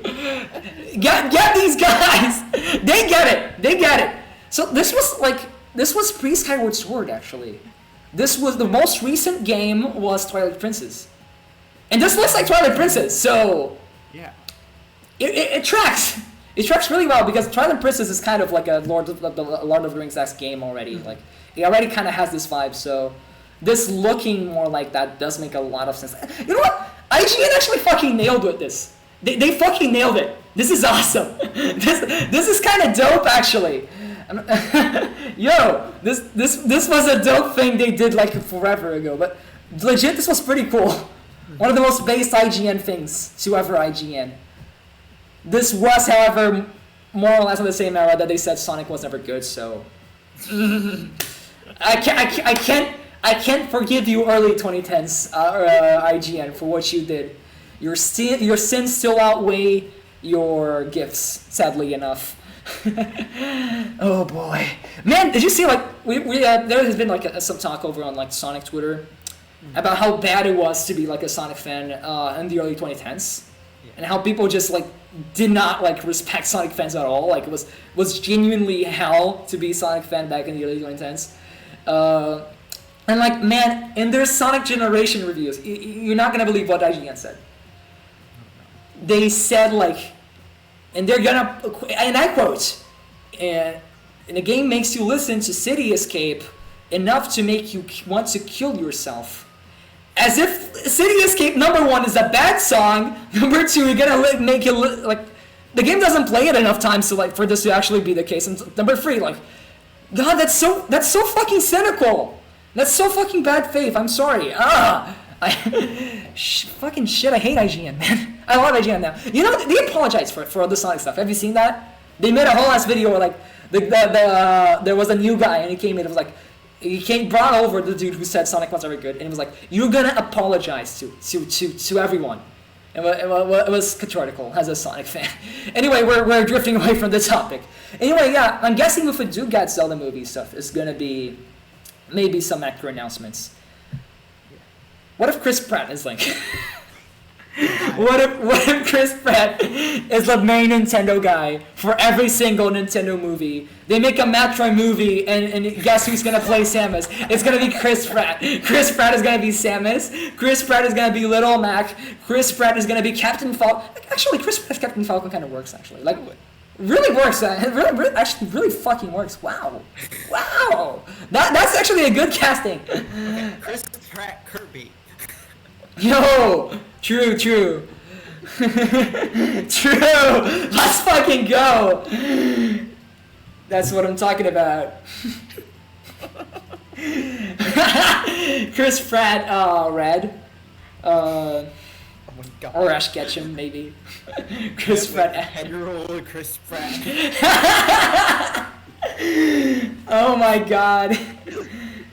No, actually, that'd be really funny if like there was a live-action Pokemon movie where they kind of referenced the fact that the anime kept Ash 10 years old the whole entire time. As like a meta joke. Like actually a grown man, and they say he's 10. That would be funny, but like, do it conservatively. I don't want Pokemon to just actually like for any franchise who's in like comedy base as a baseline. I say this as someone who's been through 2010 Sonic again. Please don't make a fool out of yourself and just meme yourself to death. It's not healthy. Okay, it's not actually healthy. Show is the best meme of all time. Oh no, Sonic Boom is great. Sonic Colors is good too, but the cutscenes in that game, cutscenes in Sonic Lost World and Sonic Forces. Some of the social media stuff they did back in the day was like legit, like it wasn't helping the brand image at all. And like if you start doing too many like self-depreciating jokes like this, it gets to a point where like what's actually true and what's not. What does the company actually believe in and what's it's just making fun of because people make fun of it. Like the brand has to have enough confidence. Like, but as a one-off joke, I could see it being done. Social media thing for sure. Yeah, but like in a movie, depends on the tone of the movie. Really depends on the tone of the movie. Yeah. Smash Bros. Movie. Is that ever gonna happen? Are we gonna get Nintendo's Avengers eventually? Like it can happen someday. I don't think it will. I don't think it should. Okay, listen. But we're getting a Zelda movie. Just do the Brawl plot, but have voice acting. Yeah, I mean, there would have to be some changes, especially if they don't get like every single character. Because like, are we assuming we're gonna have a movie for every single character in Brawl? Are we getting a Fire Emblem movie? I mean, are we getting Kirby movie? We don't have movies for every single character necessarily. I guess Marvel doesn't sometimes do, but most of the main ones. For instance, Spider-Man wasn't like, introduced in Spider-Man. He was introduced in Captain America: Civil War. Yeah, true. But no, so are we getting Movie Sonic for this? Because Movie Sonic would be from Paramount, and it's not like Nintendo in any way, right? That's like, why he comes in like the last act as a surprise through a portal. Kind of like how Venom showed up in No Way Home, I guess. Yeah. Later on post credits. Yeah. That was crazy, by the way. No Way Home was crazy in general. Let's be real. That movie was insane. It's kind of a miracle that film happened. Yeah, but I could see like it's just while we're on the topic before I move on to the next thing, like I could see some really cool Nintendo movies, like in the future. But like they have to pick their franchises right. Like I don't think we need a Kirby movie, even though I love Kirby. Legit, Kirby is one of my favorite Nintendo franchises. It's one of my favorite game franchises. I could see a Kirby. Wait, there was a Kirby show, dude. There already is a Kirby show. You could see a new Kirby show. I could see that. Don't you know of the Kirby show? Don't you know of Kirby's Right Back at Ya? Like, it's iconic, dude. That shit's iconic. Well, okay, I know the singer for that, the theme song for that, did something else, but I can't remember what it is now. It's really good, actually. Sakurai was involved. It's like... it's not canon, but it's very game accurate. It's funny that it actually aired alongside Sonic X and 4Kids at around the same time, because both of these shows adapt their platformer game source material in very similar ways, where they sort of adapt games, but it's also very similar to the games, but they also do their own thing sometimes. And for some reason, it's kind of an isekai. But yeah, I am surprised you don't know of it. It's a source of like many memes across the ages. It's a really good show too. It's genuinely really good. It's the Kirby anime. I could see a Kirby show, I guess. A new Kirby show. I would enjoy that. I'll unclose this so we don't have like conflicting audio with the music. If Chrome cooperates, because this fucking PC is burning to pieces. By the way, I'm getting a new PC! Just gotta mention this. We're getting a new PC soon.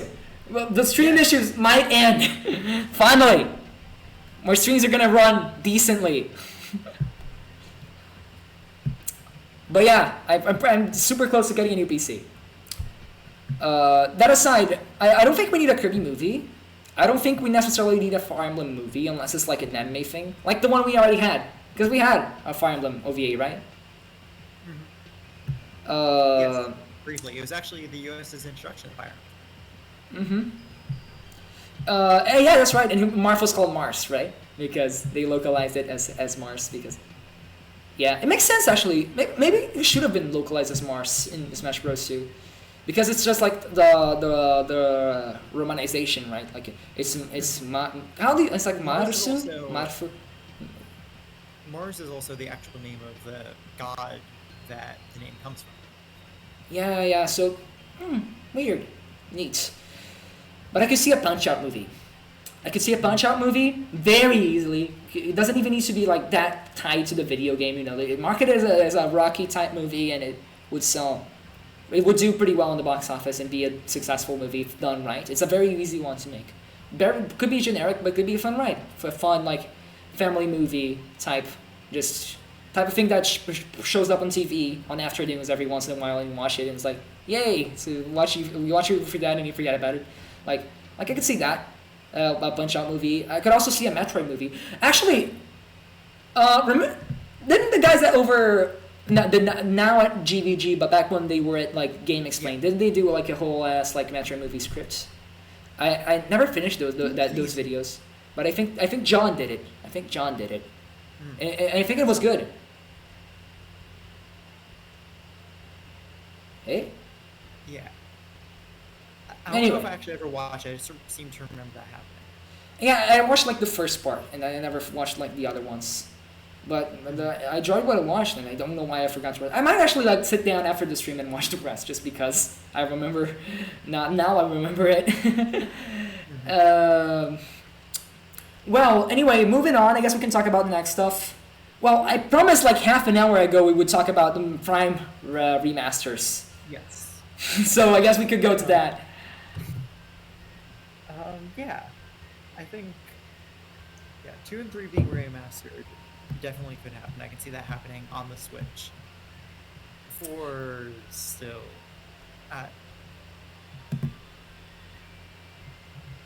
it could, but I'm not sure.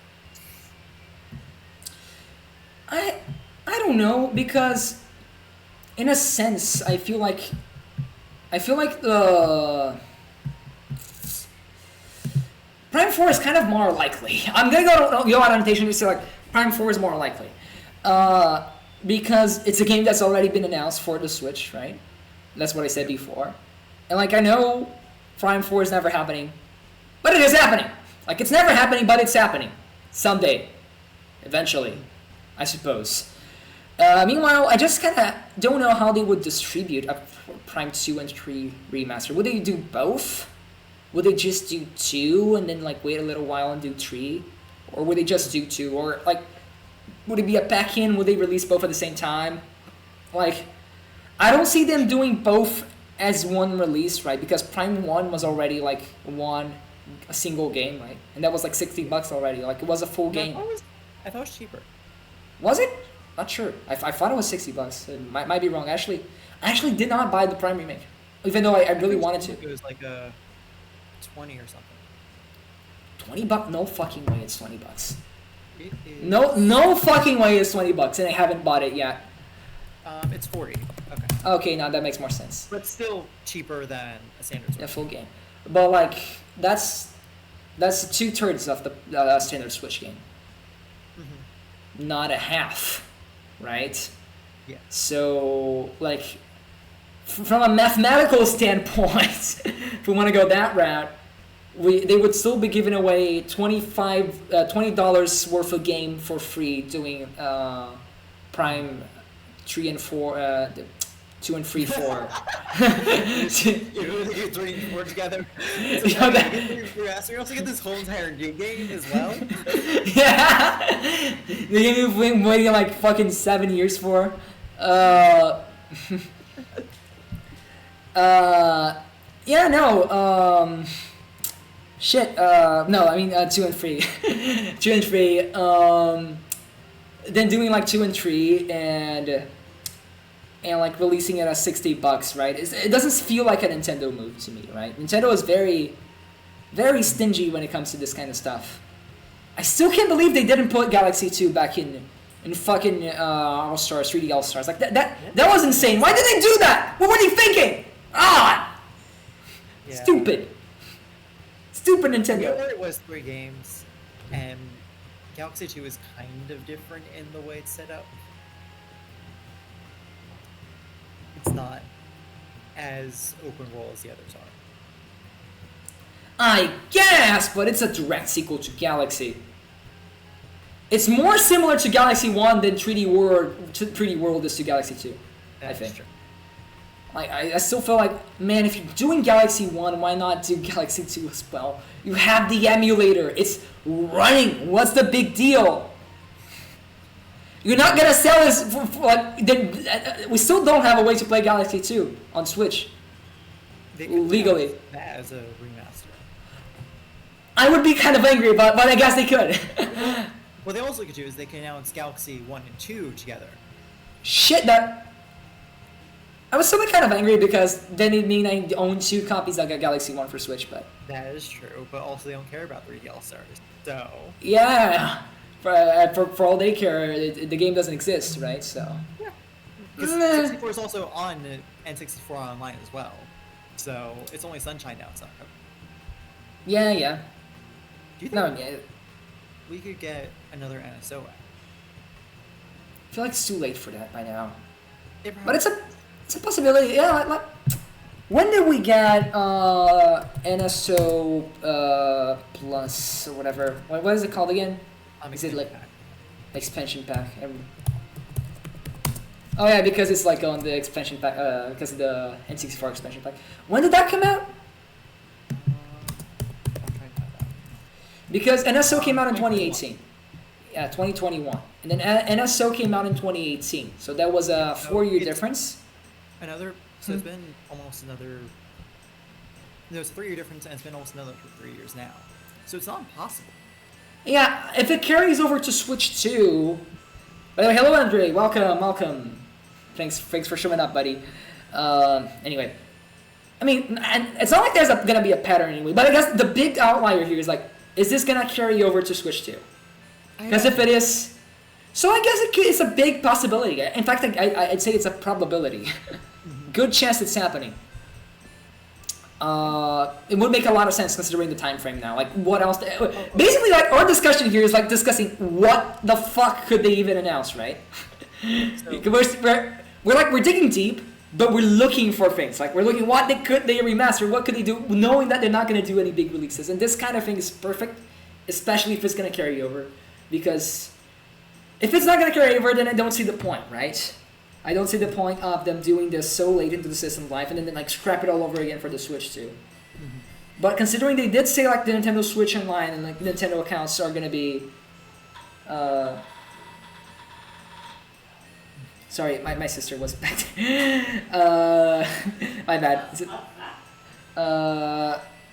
1 second, please, guys. Give me 1 second.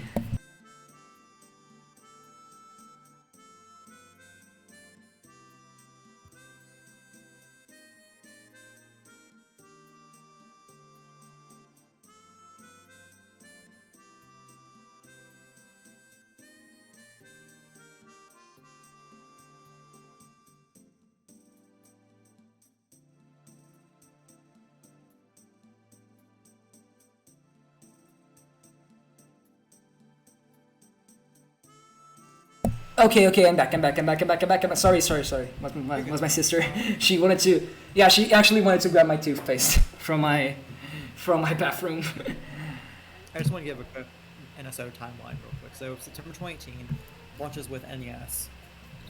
September 2019, Super NES is added. October 2021, 64 and Genesis are added, as well as the... That's a 2-year gap. Mm-hmm. Then February 2023 is Game Boy Color, and Game Boy Advance. Oh yeah, that's right. I forgot about that. That was a thing. A year and 4 months later, which is roughly the same time after the 64 and Genesis update. So, I mean, if there is a pattern to it, right? Maybe we're just like we're trying to find patterns where on things that also true. like things that don't have one. There's also a 2-year gap between the Super NES and N64 and Genesis. So yeah. Not a full pattern, but something close to that. It's confirmation, I guess, like validation that it's at least a possibility. Mm-hmm. But assuming there will be, what console do you think it's gonna be? Like, is it gonna be GameCube or? Yeah, it is GameCube. I mean, they could do like fucking Sega Dreamcast for all I know too. They could also do that. They could just throw in a Sega console, be like, "Hey, here you go, have fun." Yeah. I'd be down for that. I still don't own the expansion pack. I never bought into it. I don't need it. The thing is, I bought all the DLCs it also offered, so what's the point?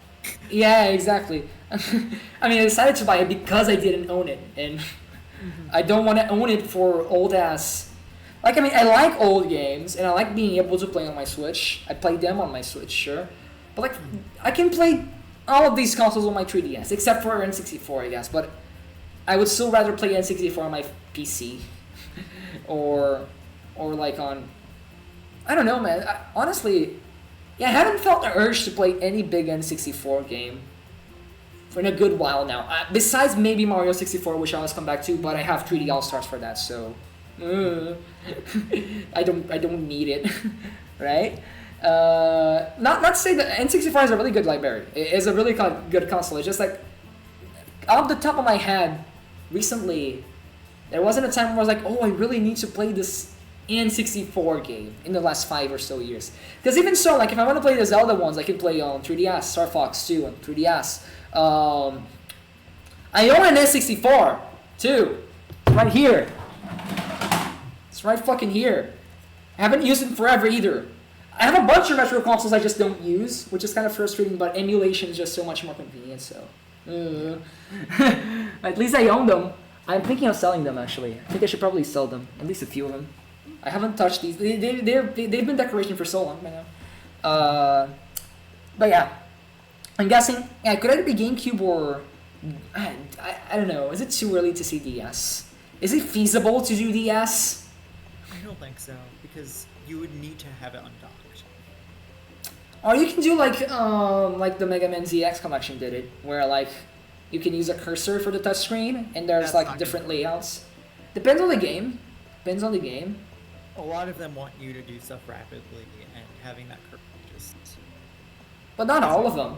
Like not all, but I feel like some bigger ones that want to heavily rely on the touchscreen, you just can't do easily. Yeah, but I guess you can just do like a little warning, like you have the option of using a cursor on like docked mode and then using the touchscreen on portable mode, and then like there's a little warning, oh DS games are best played on portable mode, and then like you can just let the player figure it out. Like if they want to open like New Super Mario Brothers, they can just play it easily, like with the buttons and the cursor just to click the reserve item. And then if they try to play, I don't know, like fucking Brain Age, you're gonna quickly realize it's very hard to draw numbers quickly on a freaking analog stick. But like, I can still do it, right? It's still feasible. Just take out the Switch from the dock and play it like that. For the few games that really, really need it. Like, there isn't really any mainline Switch game that encourages you to play on docked, though. Rayman Legends, kind of. But for optional stages. It's not a main Nintendo release, though. Or I guess... Yeah.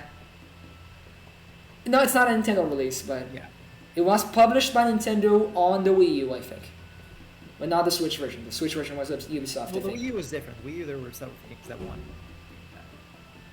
Yeah, but like the same stages are on Switch, and they ask you to use the touchscreen. Oh. What I'm saying is that the game is a Ubisoft game on the Switch, but it's a Nintendo published game on Wii U. Still a Ubisoft game, like made by Ubisoft, but I think it was published by Nintendo on Wii U. Might be wrong about that, but I think it was. Might actually be wrong, but I have a hunch of this. Who published? Let me look this up. Who published Rayman Legends? I guess it was Wii U. Oh, here, Nintendo. I guess Nintendo did publish it on... Yeah, Nintendo published it on Wii U. Yeah. There you go. Anyway, so I guess, and there's also some eShop titles and stuff, and like, since this is a bonus, this is like an online bonus, they're just gonna let us play games, you know, and it's definitely feasible from a hardware perspective. Yeah. Why not just do it? Why the hell not? Like, you're gonna have to do it eventually. Maybe not for the Switch, but maybe for the next console. Like, people want DS games, and brings back what the Wii U did, because the Wii U might not have sold well, but the one thing I like that it did was that you just had the separate screen from the TV. Yeah, no, I agreed. Hella agreed. It's all dual screen gaming is super underrated, I feel. As someone who grew up with that era, I miss. Not just I miss that era for the silence and that's all that stuff too, but like I miss the, how do you call it? The possibility of doing dual screen gaming. You realize how much of a good thing it is after you lose it, right? That's my thing. Like, there are tons of games that would have been better with touchscreen that can't be because the Switch doesn't have a touchscreen, nor any big consoles anymore, right? You can't get Nintendo Land 2.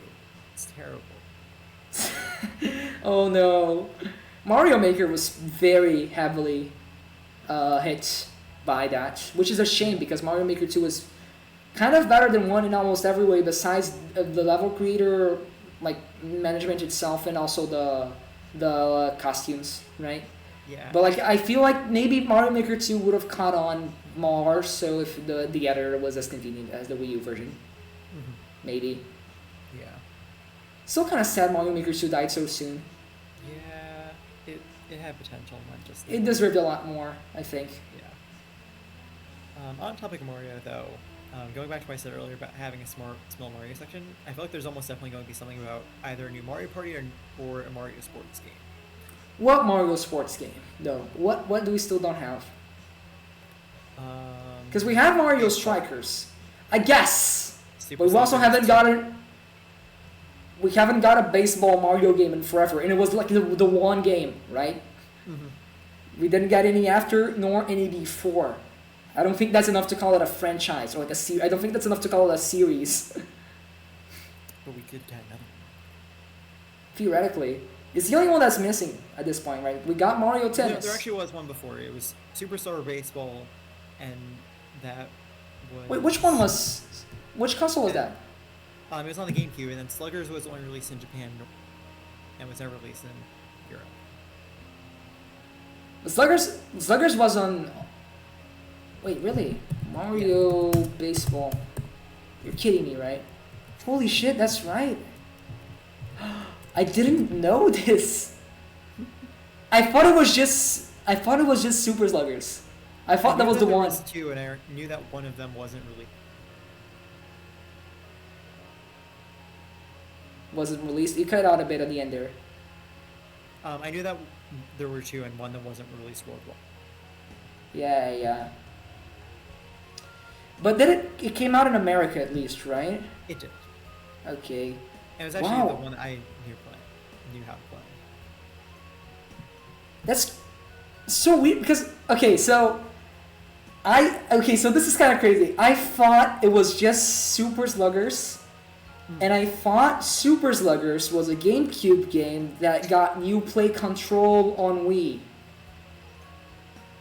So now my mind is kind of blown now. I just realized these are two different games. I thought it was just one game, guys. I thought it was just the one. I didn't know these were two separate video games. What? Anyway, guys, that's the one that's missing, right? Because we got Strikers, we got mid Strikers, but we got Strikers. We have golf. But every single Mario sports game has been terribly mid. Either. Oh yeah, that's true. I miss the basketball. Could we get? What if we get a return to Mario Sports Mix? I don't think that's happening. But I fucking love that personally. But I don't think it's never happening. I think that'd be good for like an end of console thing. We did get that 3DS one when the 3DS was about to go out too. I forgot the name of that one. It was really mid. It was actually really bad. What was it? Also, I forgot the name of that one. let's see. I can look it up too.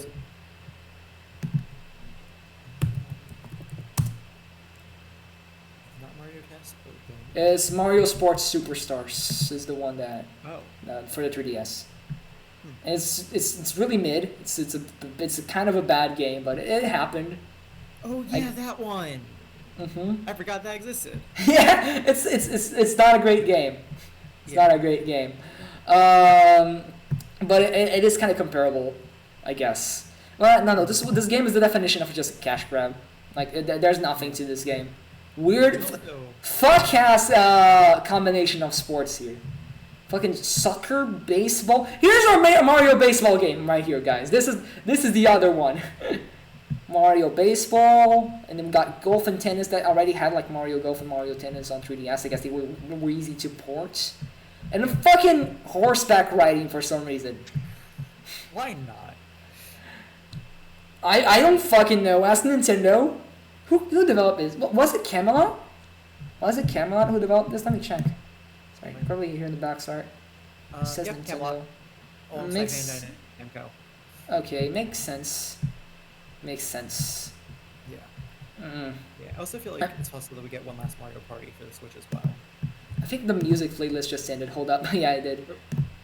let me change that. Okay, there you go. Cool. Another one though. I feel like I know Mario Party used to be. The Switch got two. Yeah, and I know Mario Party used to be yearly at one point, right? But the Wii also got two, and the Wii U got one. The 3DS got three. But it's the fucking 3DS. It doesn't follow normal rules. Mankind doesn't The Switch had I 2 guess. Splatoons. That's right, the Switch had 6 Splatoons. That's fucking crazy. The 3DS is an anomaly, guys. It needs to be stopped. Yeah. Yeah, but The human mind cannot comprehend the Nintendo 3DS family of systems and the way they operate. They're probably watching us right now. Stupid 3D cameras. my 3DS is not on the same floor as me.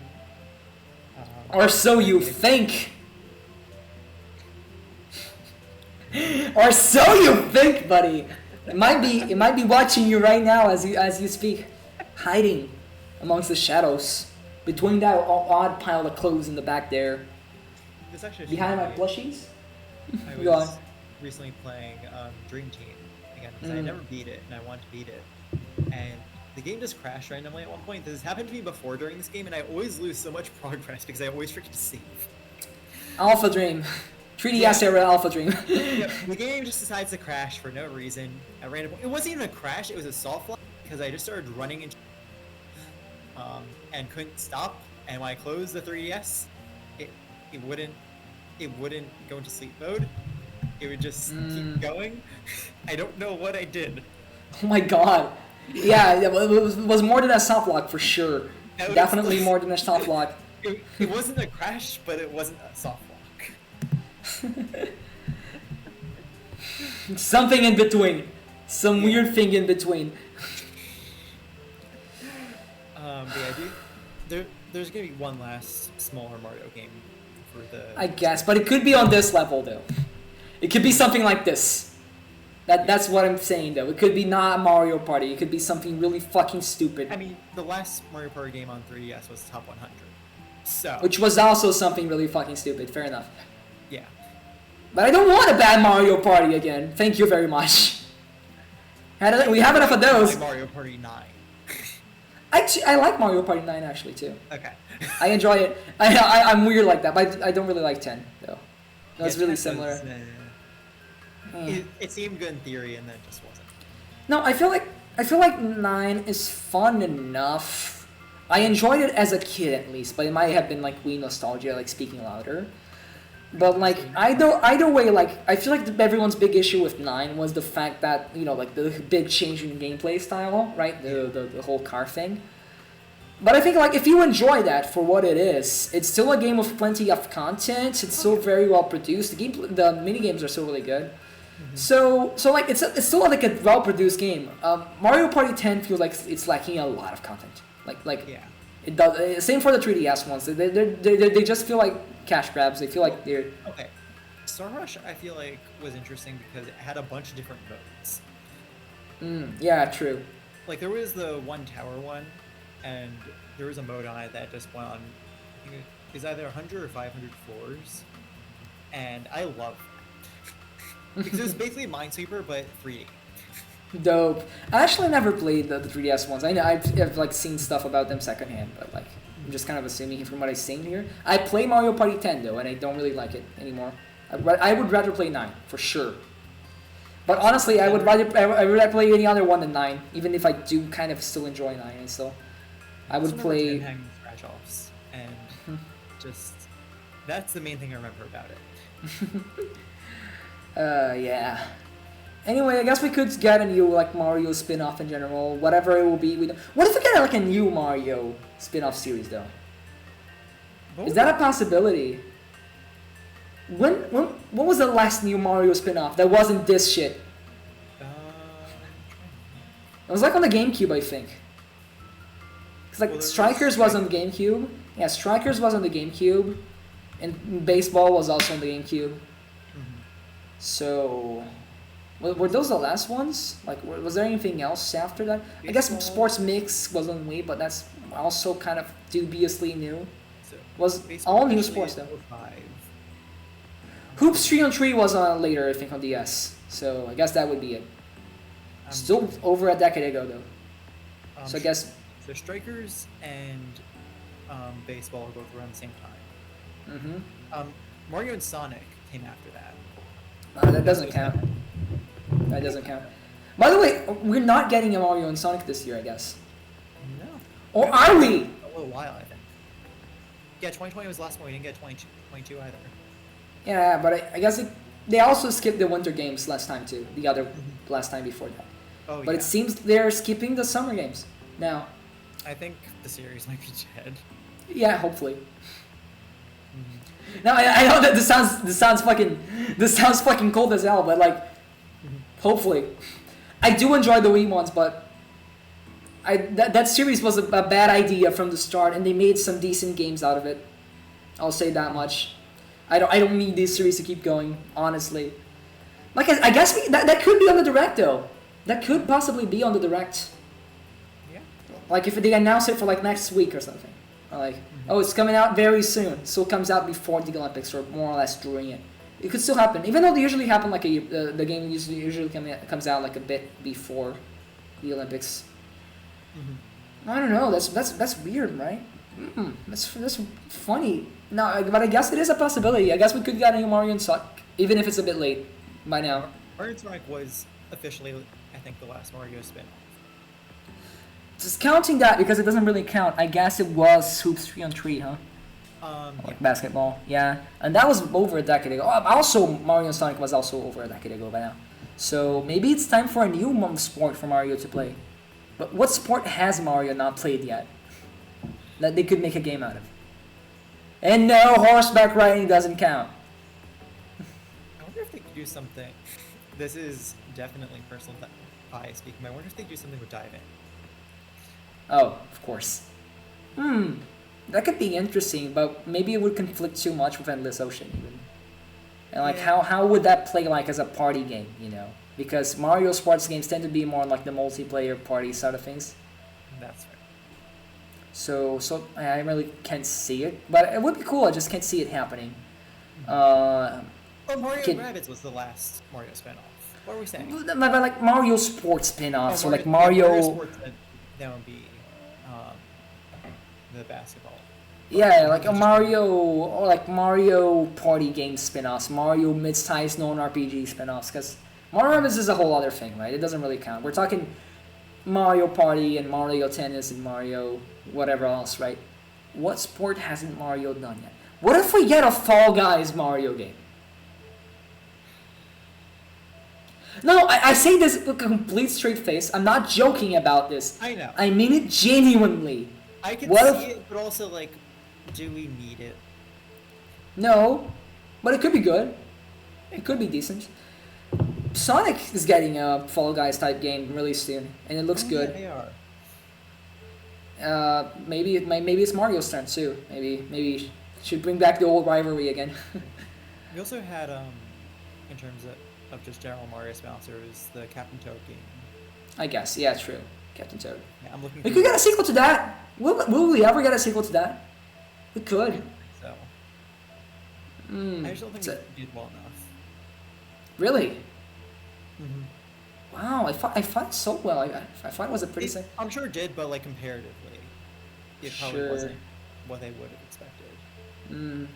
Sales. Oh dang. The Switch It did get a version port. sold 2.5 million copies.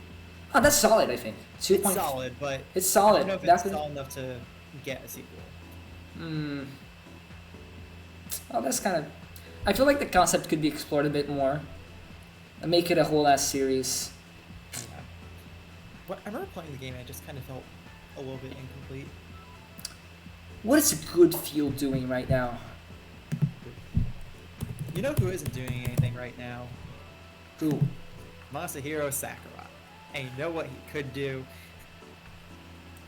Kid Icarus.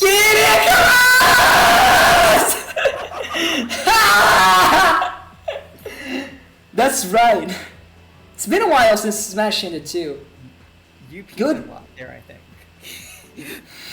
I don't care. All the screaming. I don't care. Have you seen my reaction to the Shadow Generations trailer last week? Have you seen that?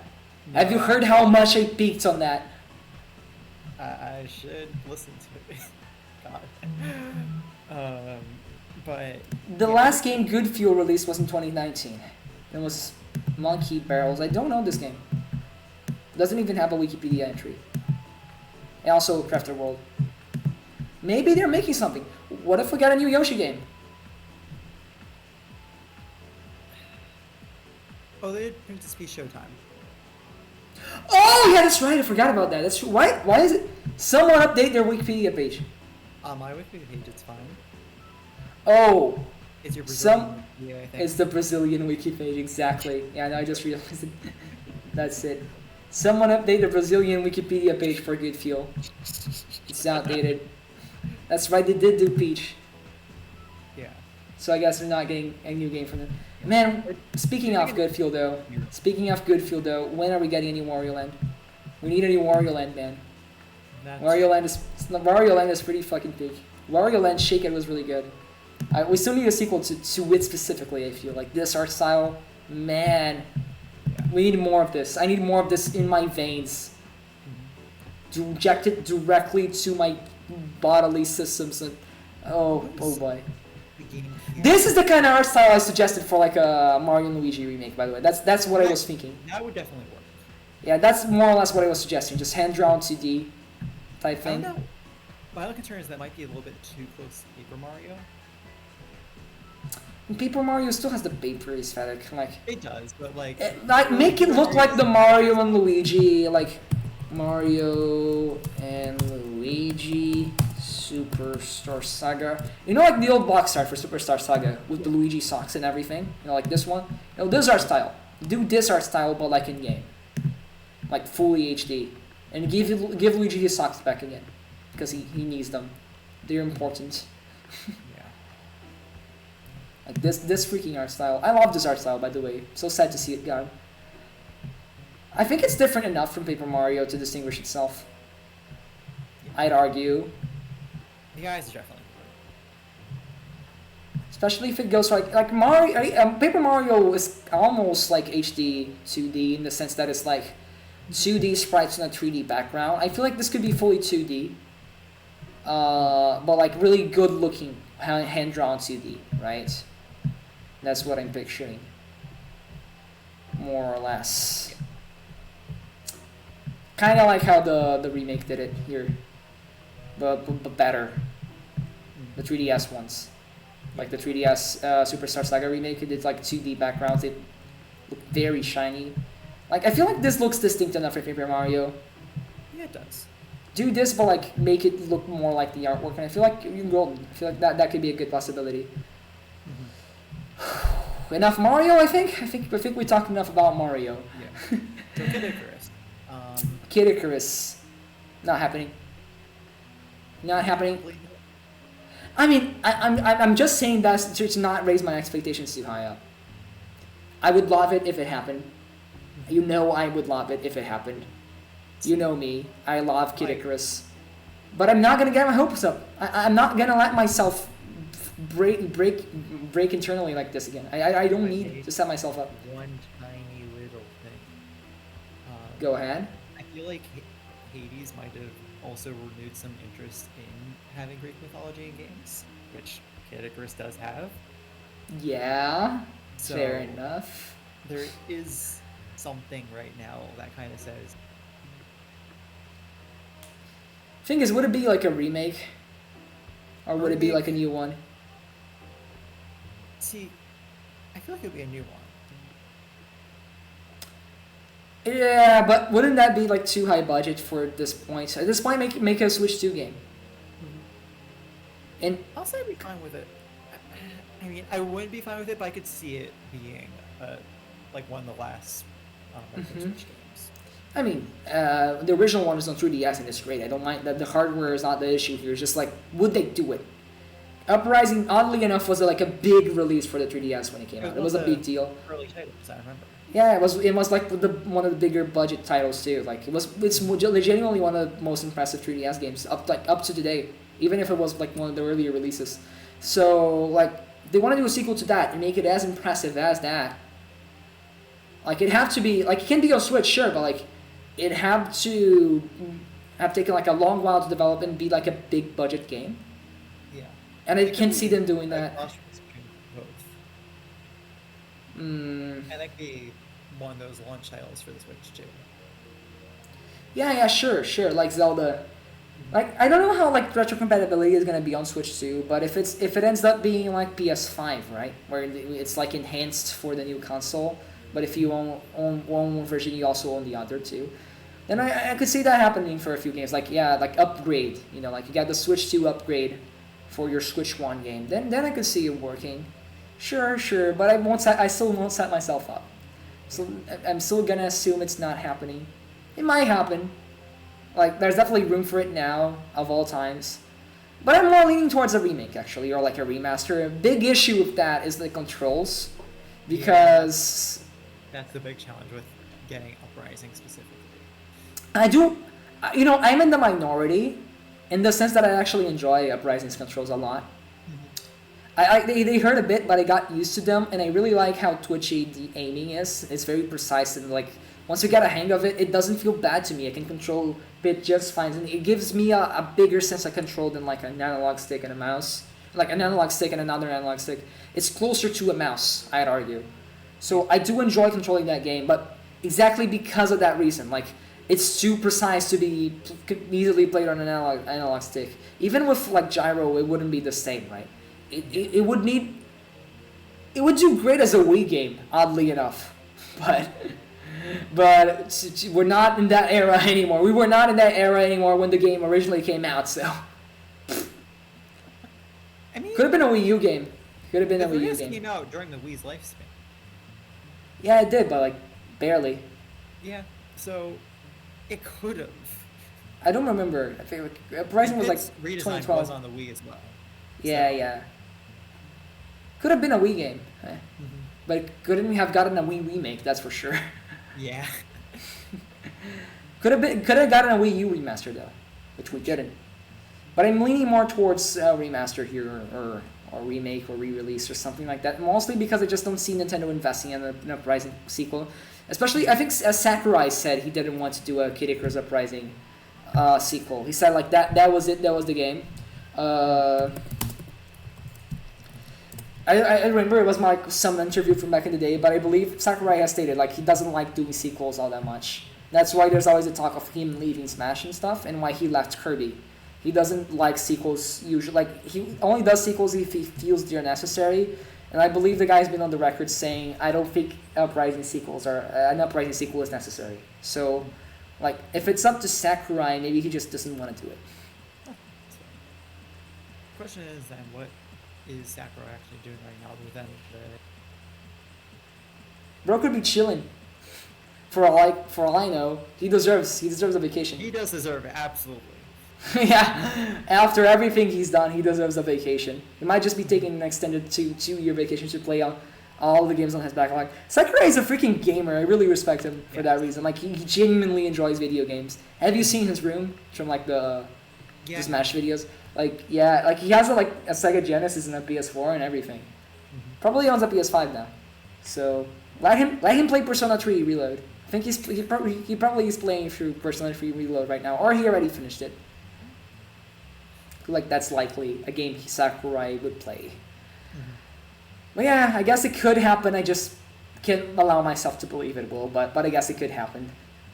You know, I don't know if we have anything else, but I still have a couple other things written down. So okay, I guess we can go ahead. I do have like one more thing I was thinking of. So, go ahead then. But I don't know. We can leave it for the end too if you have more stuff. My thing is probably on our list too. So we'll probably come across it eventually. So if you want to go to the next item in your list. Yeah, I'll go to my next one. This is it's not really a smaller one, but I think it's an interesting one. Is Square Enix, who generally does a lot of stuff for Nintendo. Oh yeah, no, I have two things. I just remembered. I have two things. One of them is probably in our list. The other probably isn't. But yeah, So, that's why. Square Enix is going to have something, possibly more ports. There's also Team Asano, and they generally have something every year, and they haven't had anything this year, so it's possible. Bravely Default 3, maybe. Bravely Default 3, or a port of one of the older ones, just something from that. Bravely Collection, where it's Bravely Default and Bravely Second, could be really cool. Yeah. I would really enjoy that. Actually, I think that's a great idea because those games are very intrinsically connected. So that would be a great way to re-release both. Because I don't see Bravely Second ever getting re-released, if not through like that, or Yeah. a series of re-releases that they have worse. Like, but yeah, I guess that but too soon for Octopath 3, I think. Yeah, definitely too soon. Because it was 2018, then 2022, or 2023. 3? What if we get Square strategy, or like freaking pyramid strategy, God. Me, hopefully it doesn't. hexagon strategy? What they're... It's on this tab. Let's go look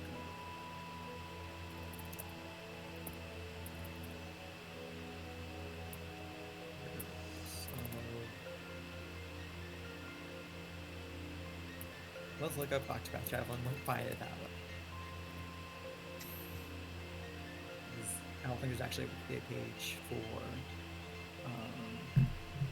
Team Sun here. Yeah, so Triangle Strategy was 22. So it's still a bit too soon for that as well. Yeah, but I mean, I guess. What was the gap between Octopath 1 and 2, though? 5 years. Oh, really? Yeah.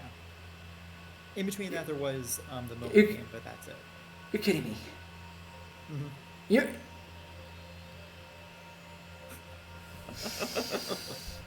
You're kidding me! No, there's no way it's been 5 years. Now 6 years since Octopath 1. Switch has been out for 7 years.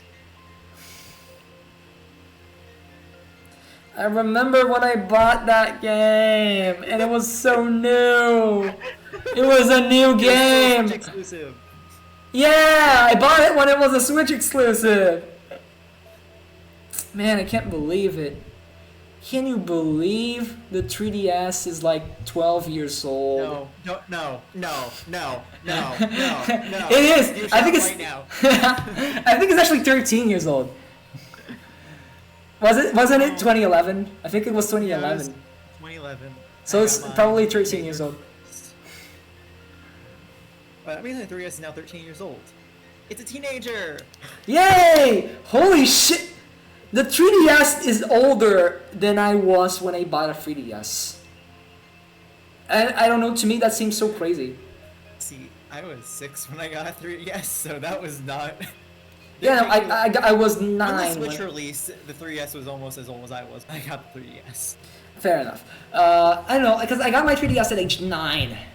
So, and I really, like, I used it up to through my teens. I used it, and like, even after, like, the Switch came out and stuff, like, even after it died, I actually still use my 3DS. Actually, I used it until it broke. Now I have no 3DS, but I was still using it when it broke, so... But so, like, I remember being 13 and, like, playing my 3DS when it was still getting support, right? When I was 13, I was pretty sure the 3DS was either just stopping getting supported, or Yeah. it like was on the very last few years, right? I Because think 2019 was last year. yeah, I turned 14 in 2019, so you see the issue here. You see why I feel bad about this. Anyway, let's not talk about how long it's been since things have come out. That doesn't matter. Time is an illusion anyway. Yeah. Yeah, time is just a futile concept humans created to try to understand the universe. As a great wise man once said, time is an illusion that helps things make sense. And, you know, this is an Adventure Time line, by the way. This is an Adventure Time quote from the finale. At some point. I think it's on the list. If it's not, I need to put it on the list. Anyway, Yeah. Anyway. what's next? What's next? Next up, I guess I'm bringing up Kirby, because it's been a while since we've heard anything there. I could see some smaller game coming out because Kirby has plenty of those. Oh yeah, I was gonna say Kirby too, actually. Yeah, that's true. I forgot about Kirby. Totally. Kirby is kind of a yearly series. We're totally 100% getting Kirby in. Even if it's like a stupid little spin-off, we're getting a new Kirby game. I feel like that's I have a for feeling it's gonna be a granted. stupid little spin. Yeah, it's gonna be either a spin-off or like a remaster again, like maybe Triple Deluxe Yeah. or Planet Robot. Kirby Air Ride. Ooh, Air Ride. Maybe Sakurai is working on Air Ride too. Oh, Imagine that. That would be cool. No, the That would other be thing really came to cool. mind as well when I said that, because my mind briefly went to today for some reason, but also the Donkey Kong series. It's been a while for that too, but also like who would be making it? Retro's busy making Metroid Prime 4. So like who's making Donkey Kong? If we do get a new Donkey Kong.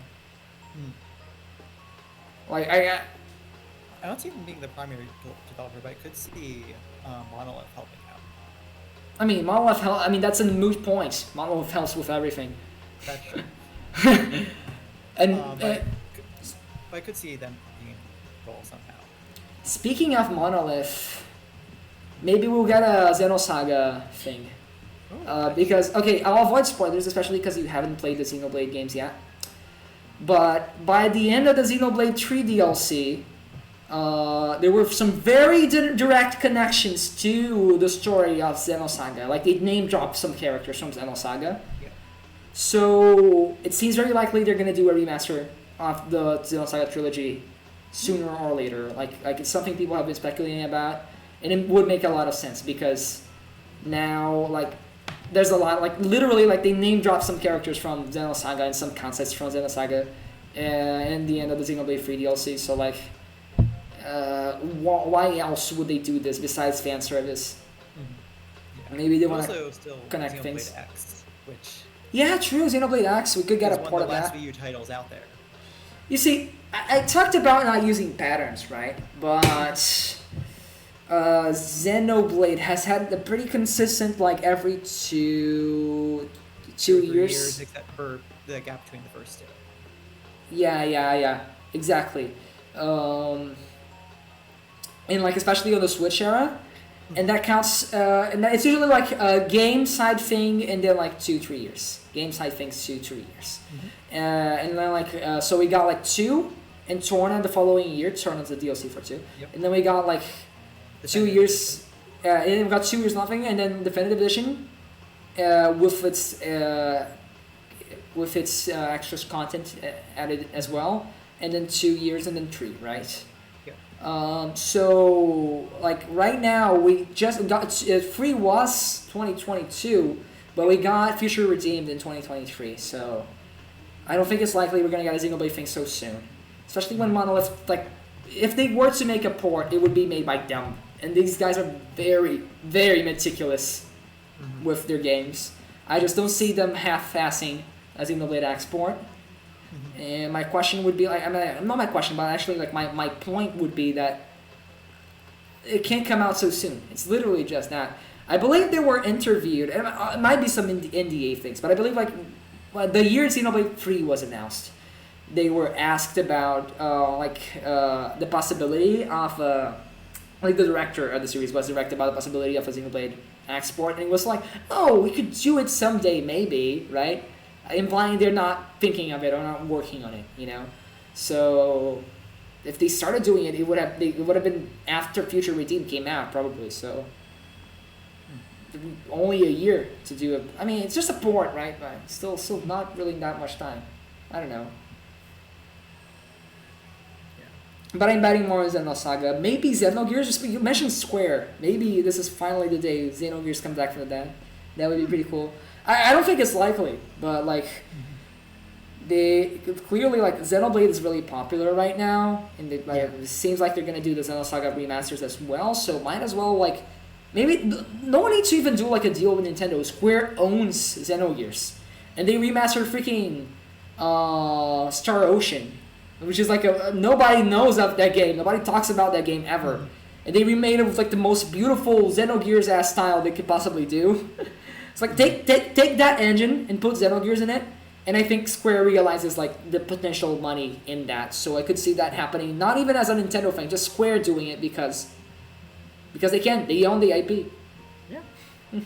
It could even come out for PlayStation, which would be weird, but it could. Man, it'd be weird to see a Xeno title coming to anything but the Switch in the future, but it could. Yep. Legally speaking, yeah, Nintendo doesn't own Xeno in general, actually, but it also doesn't own, especially doesn't own Xenogears. So, yeah, because Xenosaga did come out on the PS2. It was a PS2 game. the trilogy. The entire trilogy was PS2. Xenoblade was the first Xeno game to not be on PlayStation.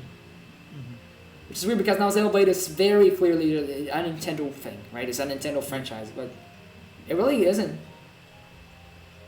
Like Xeno in general really isn't. Anyway, yeah, I guess we could see maybe one of those two. My bet is on Xenosaga. Something Xeno I can see happening. Yep. Anything else on your list? I got a couple of small things I'll just go over real quick. First off, talking briefly about Switch's successor. They won't. There's definitely a lot of resources going towards that. So, as we said many times, we're not going to see big things. Maybe some things that'll be cross-released on both, but it's not going to be anything that just is going to be. We're not going to see a giant new title that's going to be released immediately. Yeah, no, absolutely. That's what we talked about when we started. Yeah, pretty much. I stand by that. Gonna be remasters, small things, all that kind of stuff. My other personal note, of course, because I have to talk about Luminous. Even if I said I'm not expecting anything on Switch, it would be nice to hear something about Luminous. I know the game has actually sold decently well, especially in Japan. Even if just like a small content update or something there, because there's always more that can be added. And also, obligatory is now Golden Sun's turn, because a lot of people asked for Golden Sun, and it was waiting not as long as Endless Ocean. And now that Endless Ocean's had its turn, I am here in support of Golden Sun, even though I've never played it. What is Camelot doing lately? What? Let me look this up. Camelot. Oh no, the actual no. I mean the Camelot game developer, game studio. Camelot Software Planning. What was the last thing they did? Let me check. 2021. It was Super Rush. Yeah, so there's more than enough time. Yeah, sure, they're making something. It's either a new Mario sports game, or it genuinely could be I think there's a decent, pretty good chance that we'll get a Mario Golden Sun game. I think like if it's ever gonna happen, it's now. It's about time.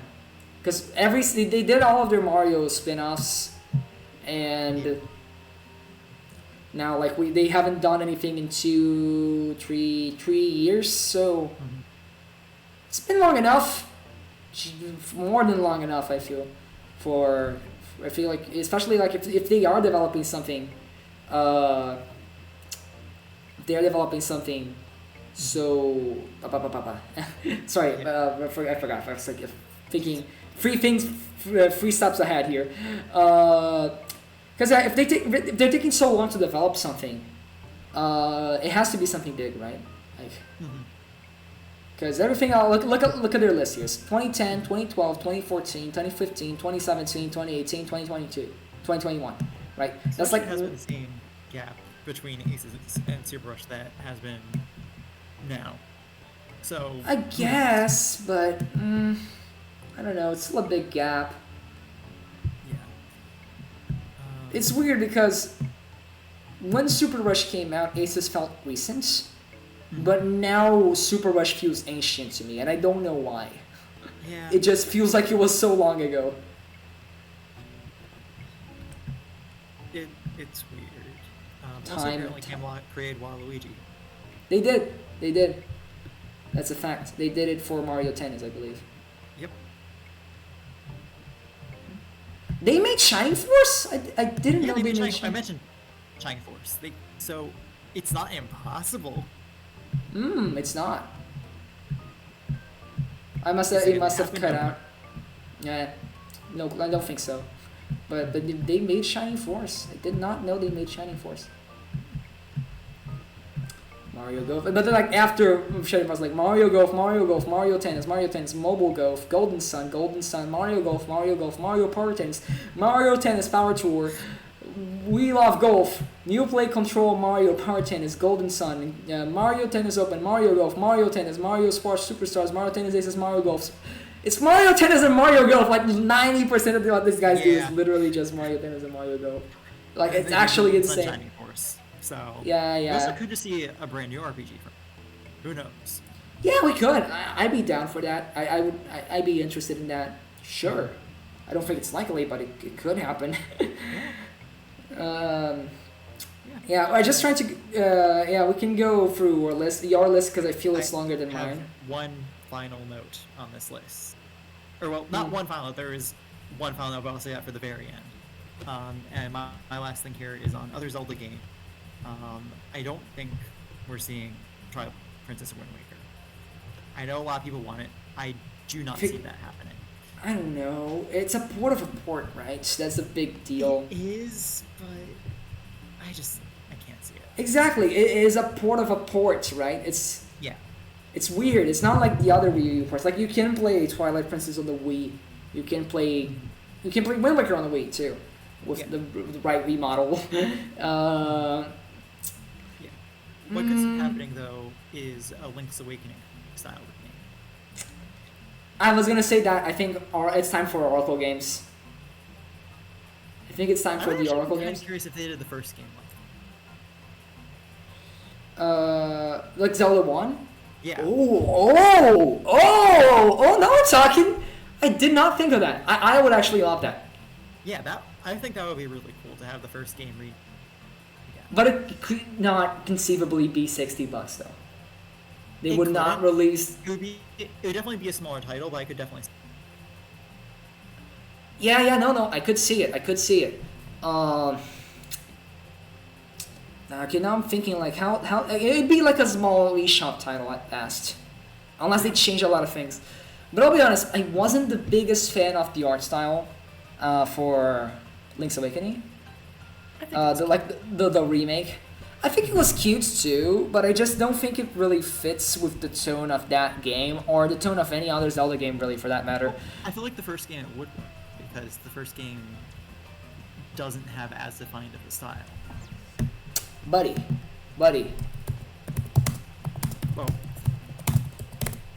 check out the stream. Check out my screen. Look at this, and tell me a game that looks like this wouldn't be fucking awesome. This would be the coolest thing. Just like in general, it would be the coolest thing. Actually, it would be really cool to have a Zelda 1 style of the Zelda 1. Yeah, exactly, a Zelda 1 remake style of Zelda 1. Which is also why, when I was talking about Oracle games, they would probably also do it on the Link's Awakening style, but I would actually much prefer it if it looked like this. Hold up, like this, not like this, like, I'm gonna show it, hold up. Zelda Oracle manual, I wrote it wrong, but this art style. I am actually in love with this art style. I want to see a new Zelda game with this art style. Ever since I saw these arts in freaking Hyrule Historia, I dreamed of a Zelda game that looks like this or anything close to this. This is genuinely probably my favorite Zelda art style. I really like how this Link looks. Yeah.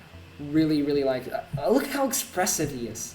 Look at the cutscene here. Like even though like they had this style for the cutscenes, look at how cool Link looks here. This looks awesome. It's so expressive in the eyes. Man, this is my kind of art style. I really like it. I really dig it.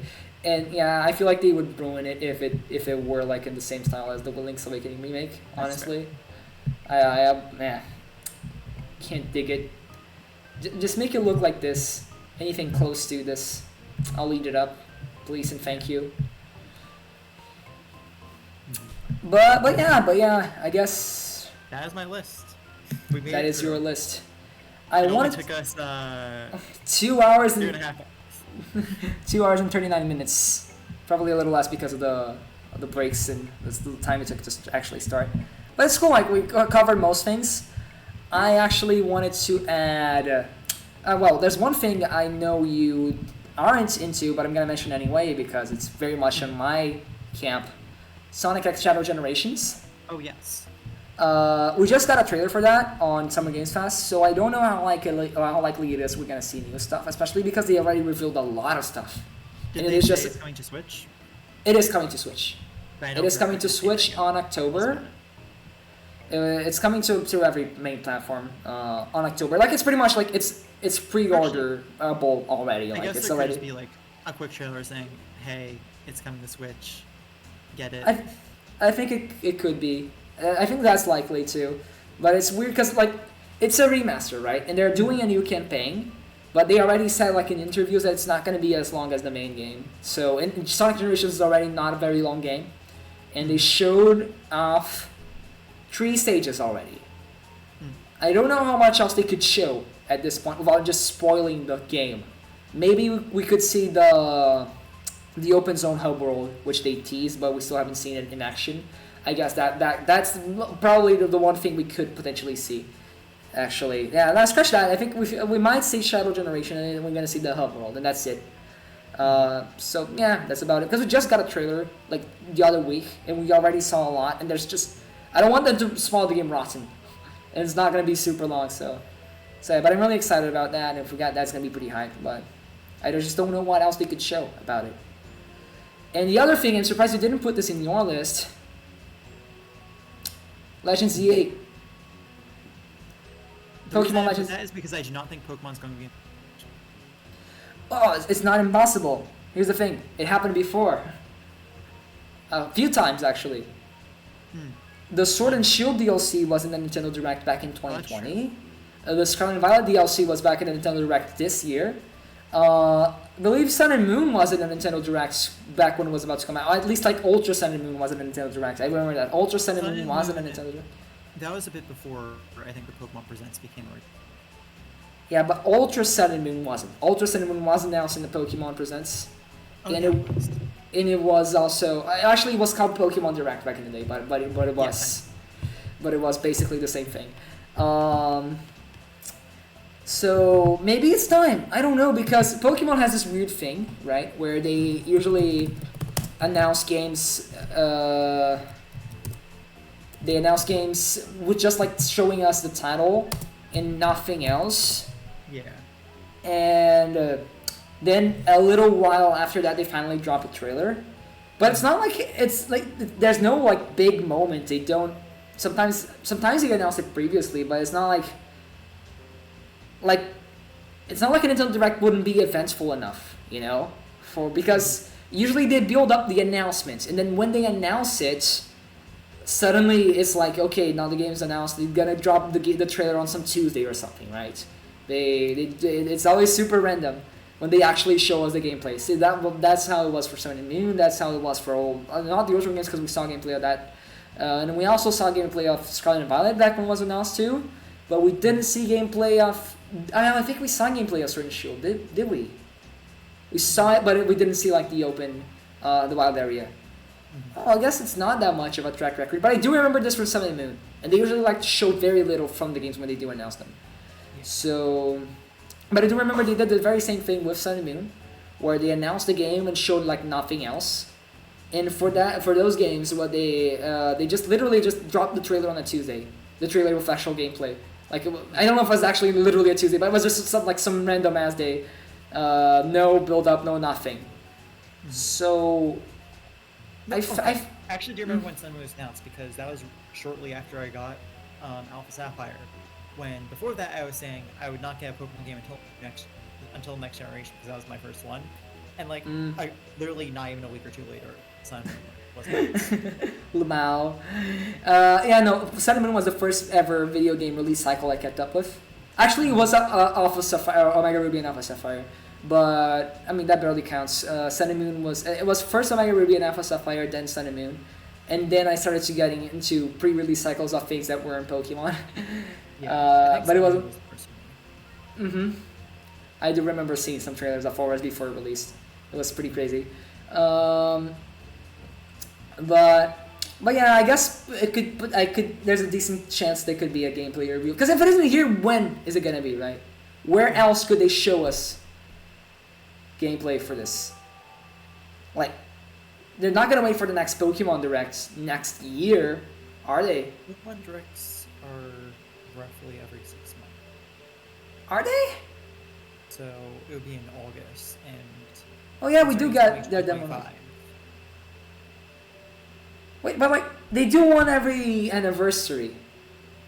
When do they decide to do the other ones? Like, August, it's August 8th, August 3rd, really? August 18th. I completely erased that from my mind. I forgot those were a thing. Yeah, I thought it was just at every anniversary. What? there's more than just the anniversary ones. Okay. Yeah, what? No, because I definitely watched them. There's no way I haven't watched them. I just forgot they existed, I guess. I mean, these are Snooze Festus. Like pretty much every single Pokemon Presents is It's like really forgettable. 90% nothing. Yeah, it's 90% nothing. But I guess that's why I forgot them. Huh. There's once two in June. There's, yes, basically since they started doing it for the anniversary. Hello? Corn? I guess the early ones when they just started doing Pokemon Direct. Oh, I see. But yeah, I guess like it's either gonna be then. I guess which is also a possibility. Like August, we got a Pokemon Direct and we got gameplay there. The one Or thing we know got it about here. Is it's 2025. We don't know when in 20. So I think it's probably- very possible it's gonna be until August until we see actually in play. The game is gonna. I assume it's gonna be early 2025 though, because I don't think they want to overlap with Switch too much. That's fair. So I'm assuming it's I gonna feel be. like it could be a Switch launch title. But it's the Switch One game. Officially, it's a Nintendo Switch Oh, yeah. game. So I mean, it could be cross-platform maybe, but I don't see them doing that for Pokemon, right? That's actually fair. Pokemon is too marketable. The closest they were done with that was the Mystery Dungeon games. Yeah. Red and Blue But Rising. that's a spin-off, and those were the olden days. Very much the olden days. So yeah, I think if there's a decent chance that if it's not now, it's gonna be in August for sure. We got something Legends Arceus related, Legends ZA actually. But like I feel like it's been long enough, right? Yeah. Because man, we have the title and we've had the title for so long and we still haven't seen anything about it. We don't know how the game's gonna look, how it's gonna play. Zero, nada, nothing. Come on, I think it's about time, dude. Even if it is just coming out in 2025, right? Like by now we would have already known stuff about Legends Arceus, and Legends Arceus came out in early 2022, 2022, right? It was 22, same year as Scarlet and Violet. Yeah. So yeah, it was really no, and of course. Oh wow, yeah. My timeline, my internal timeline is working again. Hold up. Yeah, no, Scarlet and Violet was 2022, and then the DLC for Scarlet and Violet was 23. That's right. So it came out early 2022. By June 2021, I believe we had already seen Legends Arceus gameplay, right? So like, going off of that, I feel like it's about time they start marketing it, especially when they have nothing to market anymore. DLC is done. This is the only future mainline title we're waiting for. Like, I want them to take their time, sure, but like, I feel like they would want to market the next game. That's a very Pokemon thing to do. Currently, we just have a title and that's it. I don't know. I don't see it happening. It's a rare occurrence, but I'm gonna say it might happen. I'm gonna say there's a 50% chance of it happening. That's my bet. Decent chance, not 100%, especially because Pokemon's weird like that. But I say it's possible. I'm gonna say it's possible. Because they're probably looking for games, you know? They're probably looking for games they want to show off here. Because as we said a lot, like, probably going to be a few remasters, but there's just not going to be any big stuff. And then one big thing they could do with Legends. Because this is a Switch 1 game, confirmed, so... That's the one big game that still hasn't come out. So that's my only guess. And that would be the one final thing, right? For sure, because Pokemon's too big to not be the one final thing. I feel like I don't think it would because it's already been announced in one final. But it's like a gameplay reveal though. Yes, like- but then normally they have like that segment like halfway, 2/3, and that focuses on a gameplay. I don't know, but I agree, but it's also too big to not be. I don't know. Like I know exactly what you mean. Especially if we want to do a gameplay review, you want to elaborate on it, so you want to have the host like talking about it and stuff afterwards, which I is. feel like it'd be disappointing for the one last thing to. Yeah, but like, okay, assuming we get Metroid early on in the presentation, this is 100% gonna be the one last thing. There's nothing else that could possibly be it. I mean, Unless it's Kid go Icarus. for one last thing. They've surprised us with.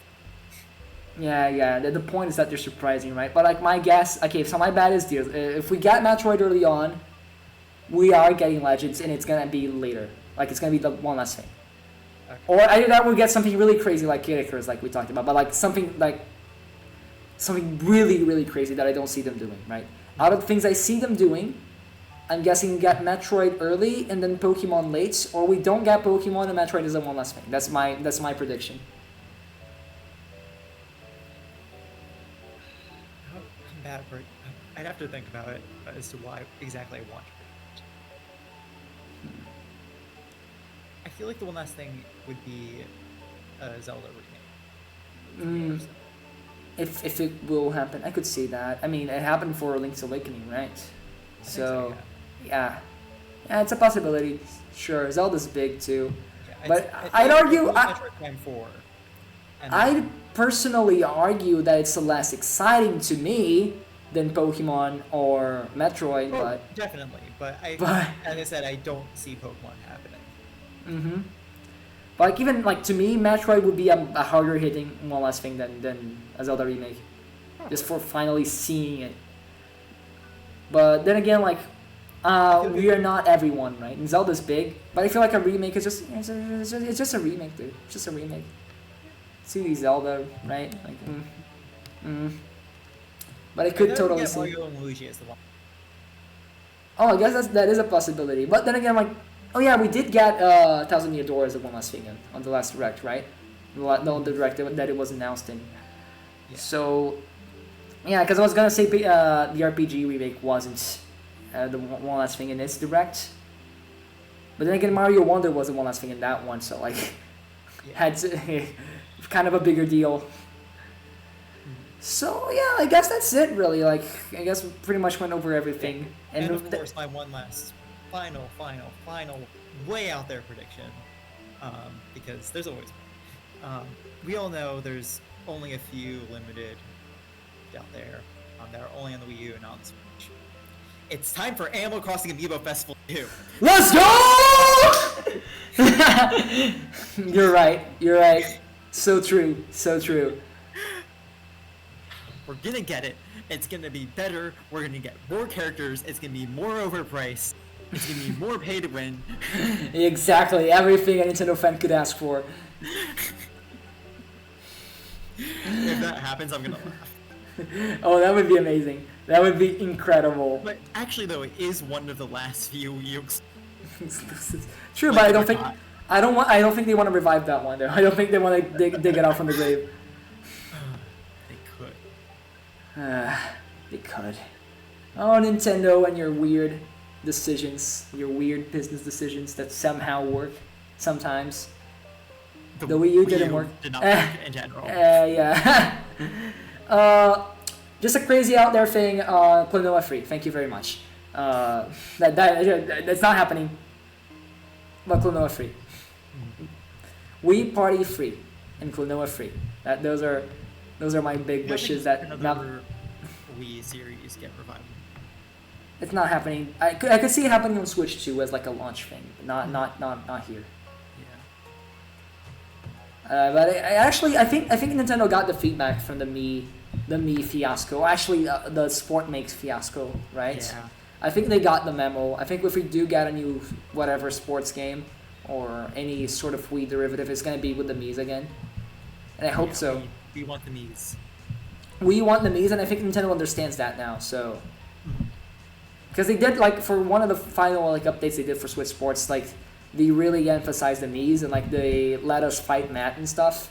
So, I'm guessing they understand now. Yeah. So here's hoping. But I think that could be a Switch 2 launch thing, maybe. Unless it's Tomodachi Life, then I could see this being on. Everyone's calling it the Switch 2. We don't know if it's actually a Switch 2. They just call it the successor to the Switch. But I assume it's gonna be following on the same footsteps. So maybe it's something weird like the 3D Switch. The Switch successor could be something completely different as well. Just because it's succeeding the Switch does not mean it has to be another Switch. Didn't they talk something about this where they confirmed it was a hybrid console? I don't know. I think I heard something. Hybrid console. It doesn't have to be the exact same thing, though. Yeah, but it's gonna be a hybrid console. That's already kind of like a sequel to the Switch in spirit, right? It could be set up in a different way, but it's still just the Switch concept again. Please. Yeah, no, please, or something to them.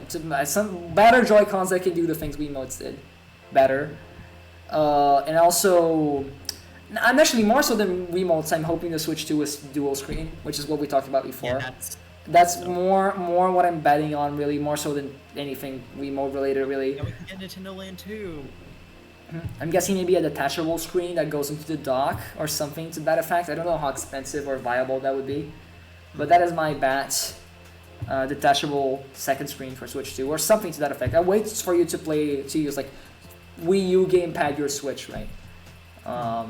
I don't know if Nintendo wants to open that can of worms again, but it is my hope, and I think there's potential for that. If they do it, then they're going to have to make sure that the Switch part does not look like the Switch. Yeah, because that would get confusing. Not put Switch in the name. I don't know, because the Switch was I mean, the Wii was also successful, but the Switch was successful in a different way from the Wii. I think that's very important. Remember, the confusion was it was called the Wii U. Yeah, but the confusion was there are many things called Wii blank, right? And also the target audience for the Wii was like families and people who don't understand video games. So much so that the Wii sales spiked and then they immediately just went down like really quickly. Not that like it still sold well, but like by the end the Wii was not selling nearly as well as it did when it came out. On the other hand, the Switch is healthy, and the Switch is mostly bought by people who are generally more in the know, right? It's like how the PS2 is called the PS2, right? And we still understand it's not a PlayStation version 2. It's a new PlayStation, just like the Switch 2. Most of us would understand as a new Switch, right? I guess it could be called something else. I don't know, but it's an easy way to call it right now. We don't have another. We're not about to say the mouthful, friggin' successor to the Switch, the successor to Nintendo Switch family of systems. Every time I want to refer to the Switch, to like, come on. New Nintendo console. New Nintendo console. Next Nintendo console. That's still longer than Switch 2, though. That is true. But yeah, I think that's about it then. I don't think I have anything more to say. You know, off the cuff reaction because I saw this Meganium mark and this make me think of something. Like, I don't even know if we're seeing Pokemon in the Direct, but if we are, here's a crazy prediction, right? It's technically gonna be a Gen 9 game, right? Just like how Legends was technically a Gen 8 game, even though it didn't really have anything from Gen 8 at all. And we saw in the reveal trailer how, like, yeah, it's probably gonna be in the past as, like, Lumiose is being rebuilt and stuff, like industrial reconstruction of Paris and stuff, renovation of Paris. But yeah, we also see these scan lines, and people have been talking about, oh, does it take place in the future or does it take place in the past and stuff? Like this part right here really looks kind of futuristic and whatever. I still think it's most likely in the past. That's my bet. But what if, considering the major gimmick for Gen 9, one of the major gimmicks for Gen 9's like story and stuff was the interaction between future and past, right? Scarlet and Violet, like Scarlet's the past and Violet's the future, and we got like the paradox Pokemon, some from the future and some from the past. What if it's both, right? What if it's focused on this theme and it's either like time travel or some weird sort of like time rift shenanigans where it simultaneously takes place in the future and the past? I don't know how, but I don't know. Maybe. It would be interesting.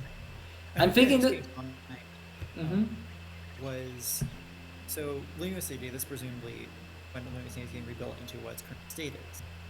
Yeah, yeah. In Omega Ruby and Sapphire, in Mauville City, there is the tribute city, so I wonder if that can get. You kind of cut out a bit at the end there. If Mauville City from Hoenn could get involved anyway, because Sister City too.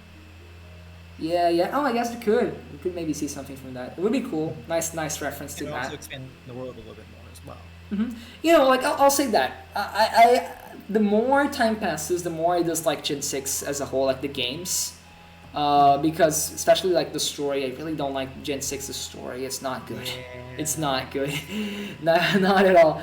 But one thing I really like about Gen 6, going from X and Y to Auras especially, despite the story being kind of ass, it did have some pretty neat lore and some pretty interesting connections. I feel like, for better or worse, it was still kind of going for that sort of like, I guess, edgier approach that Gen 5 brought in, but without the same kind of like interesting debate along with it. It was just kind of dumb. The story was just too dumb to justify it. But it had like it was a little bit greedier. It was a little bit edgier. Even like, especially like the anime. We don't even need to talk about that. So, yeah, especially the anime, but also the games, like how Auras was just like super over the top compared to like base Ruby and Sapphire, right? And how it connected to Mega Evolution, and how Mega Evolution connected to the Primal Reversions, and then we got Mega Rayquaza, and then like Infinity Energy, which is sourced from the same stuff that Mega Evolution is made off as a big plot point in Omega Ruby and Alpha Sapphire, and how they're connected like this. I'll say this, both of these games, they do some great stuff with the lore and world building, even if I don't like X and Y stories particularly. I also feel like in terms of just like as a generation as a whole, it's than say Gen 8 is, where you don't see the Gen 8 stuff in the Diamond Pearl remakes. Like, there's definitely a lot of interconnected stuff between. Yeah, it's very cohesive. Yeah. I mean, Gen 8 was the opposite of cohesive, though, in general. Yeah. Man, I guess the Gen 4 remakes were cohesive with Legends, technically speaking. But not even in any intentional way, because it's just a remake of a Sinnoh game, and Legends is a Sinnoh game. Yeah. Because BDSP doesn't connect to Legends in any meaningful way either, so... I guess in a way Legends Arceus is more of a Gen 9 game, even if it really isn't, because the Pokemon it introduced only appeared in the mainline Mothership game with Scarlet and Violet. So to speak, mainline Mothership as in like the two version mainline non-Legends games, right? Because so like we only got to use the Legends Pokemon, the Legends Arceus Pokemon, in competitive VGC when Scarlet and Violet came out, and we got those via Pokemon Home. So, and they're almost kind of more Gen 9 than Gen 8 in a way. Like in Legends connects to Scarlet and Violet in more meaningful ways than it connects to Sword and Shield, which is weird to think about. But it's true. It's true. I guess we can call it a night. I was planning to maybe watch a video essay reviewing Sonic Frontiers. Like it was over 2 hour video, I'm pretty sure. Yeah, it was. So it's not happening tonight. But I could do it next week, maybe. I'm still down to it. My biggest concern here is like, I don't want to make derivative content, right? I don't want to just watch someone else's video and call it content. I do believe I have stuff to say about the video as it goes, and I do want to make it like a meaningful sort of like commentary reaction thing. But it's like by principle, I don't know if I should take this step. But yeah, I was considering doing it today, not doing it anymore. This took longer than expected, which is a good thing because this is more interesting, I feel, than that other option. So like my concern was that the direct discussion would be too short, and I have to fill out the rest. I prepared this document to make sure we had stuff to talk about. Thank you. You're welcome. You kind of saved this stream because I didn't prepare anything. I just wanted to talk about it off the cuff like this. So yeah, you're definitely more well prepared than I am. Also, my throat hurts right now. My God. Yeah. I'm so tired of talking. but yeah, no, this was a great time. Thanks for coming in, Corin. If you want to, do you want to do like a little plug-in at the end here? Promote your stuff. Sure. Hi, I'm Corin. I stream too sometimes if I want to. I play games in other languages. I'm doing the Tactic Ash right now. I also just play other games, Moonlighter. other games I need to get around to eventually, but I've been playing Moonlighter for. But yeah, you can follow me on Twitch. It's Corin Liven, Liven spelled Leivan. I'm also on Twitter, but I don't do a ton there. That's it. Okay, yeah, follow him. Follow them on Twitter too. Like it's Same thing, Corin Liven. Yeah. Sure, because like you used to use Twitter more. I don't even need to type it because my name on Twitch is. I am truly smart. So yeah, thanks for showing up, buddy. It's always great to have you here. You're awesome. It was a great time. This was genuinely a great time. A really good stream. We're gonna see you like in less than 12 hours by now. Less than 12 hours. About 11 and a half hours. A lot of them will be spent sleeping for most of us, so probably gonna feel like less than that. So we probably wasted a lot of like energy talking about stuff that's not happening, but it's still a fun time either way. That's so talking about stuff that won't happen. Exactly, so true. So yeah, thanks so much to anyone who showed up or anyone who's watching right now, either through the VOD or if you're watching live. Even though I don't think there's anyone watching right now, I might be wrong about that. Thank you either way. I am watching. Oh yeah, you're watching, but. Yeah, last time I checked, it was one person watching. Yeah, one person watching. So I assume that's you. But we hit 5 earlier today, so we did. At 1.12, so you did good. Oh, we hit 6. I didn't notice when we hit 6. That's pretty good actually, for art standards, I think. So yeah. So thanks to if you're watching through the VOD too. So thanks if you're watching through that. Thanks for watching anyway, and see you guys tomorrow for the actual direct stream. It's gonna be shorter than this stream for sure, which is funny to think about. Like, yeah, this is more preparation for a thing that's ultimately gonna be not as worth it, right?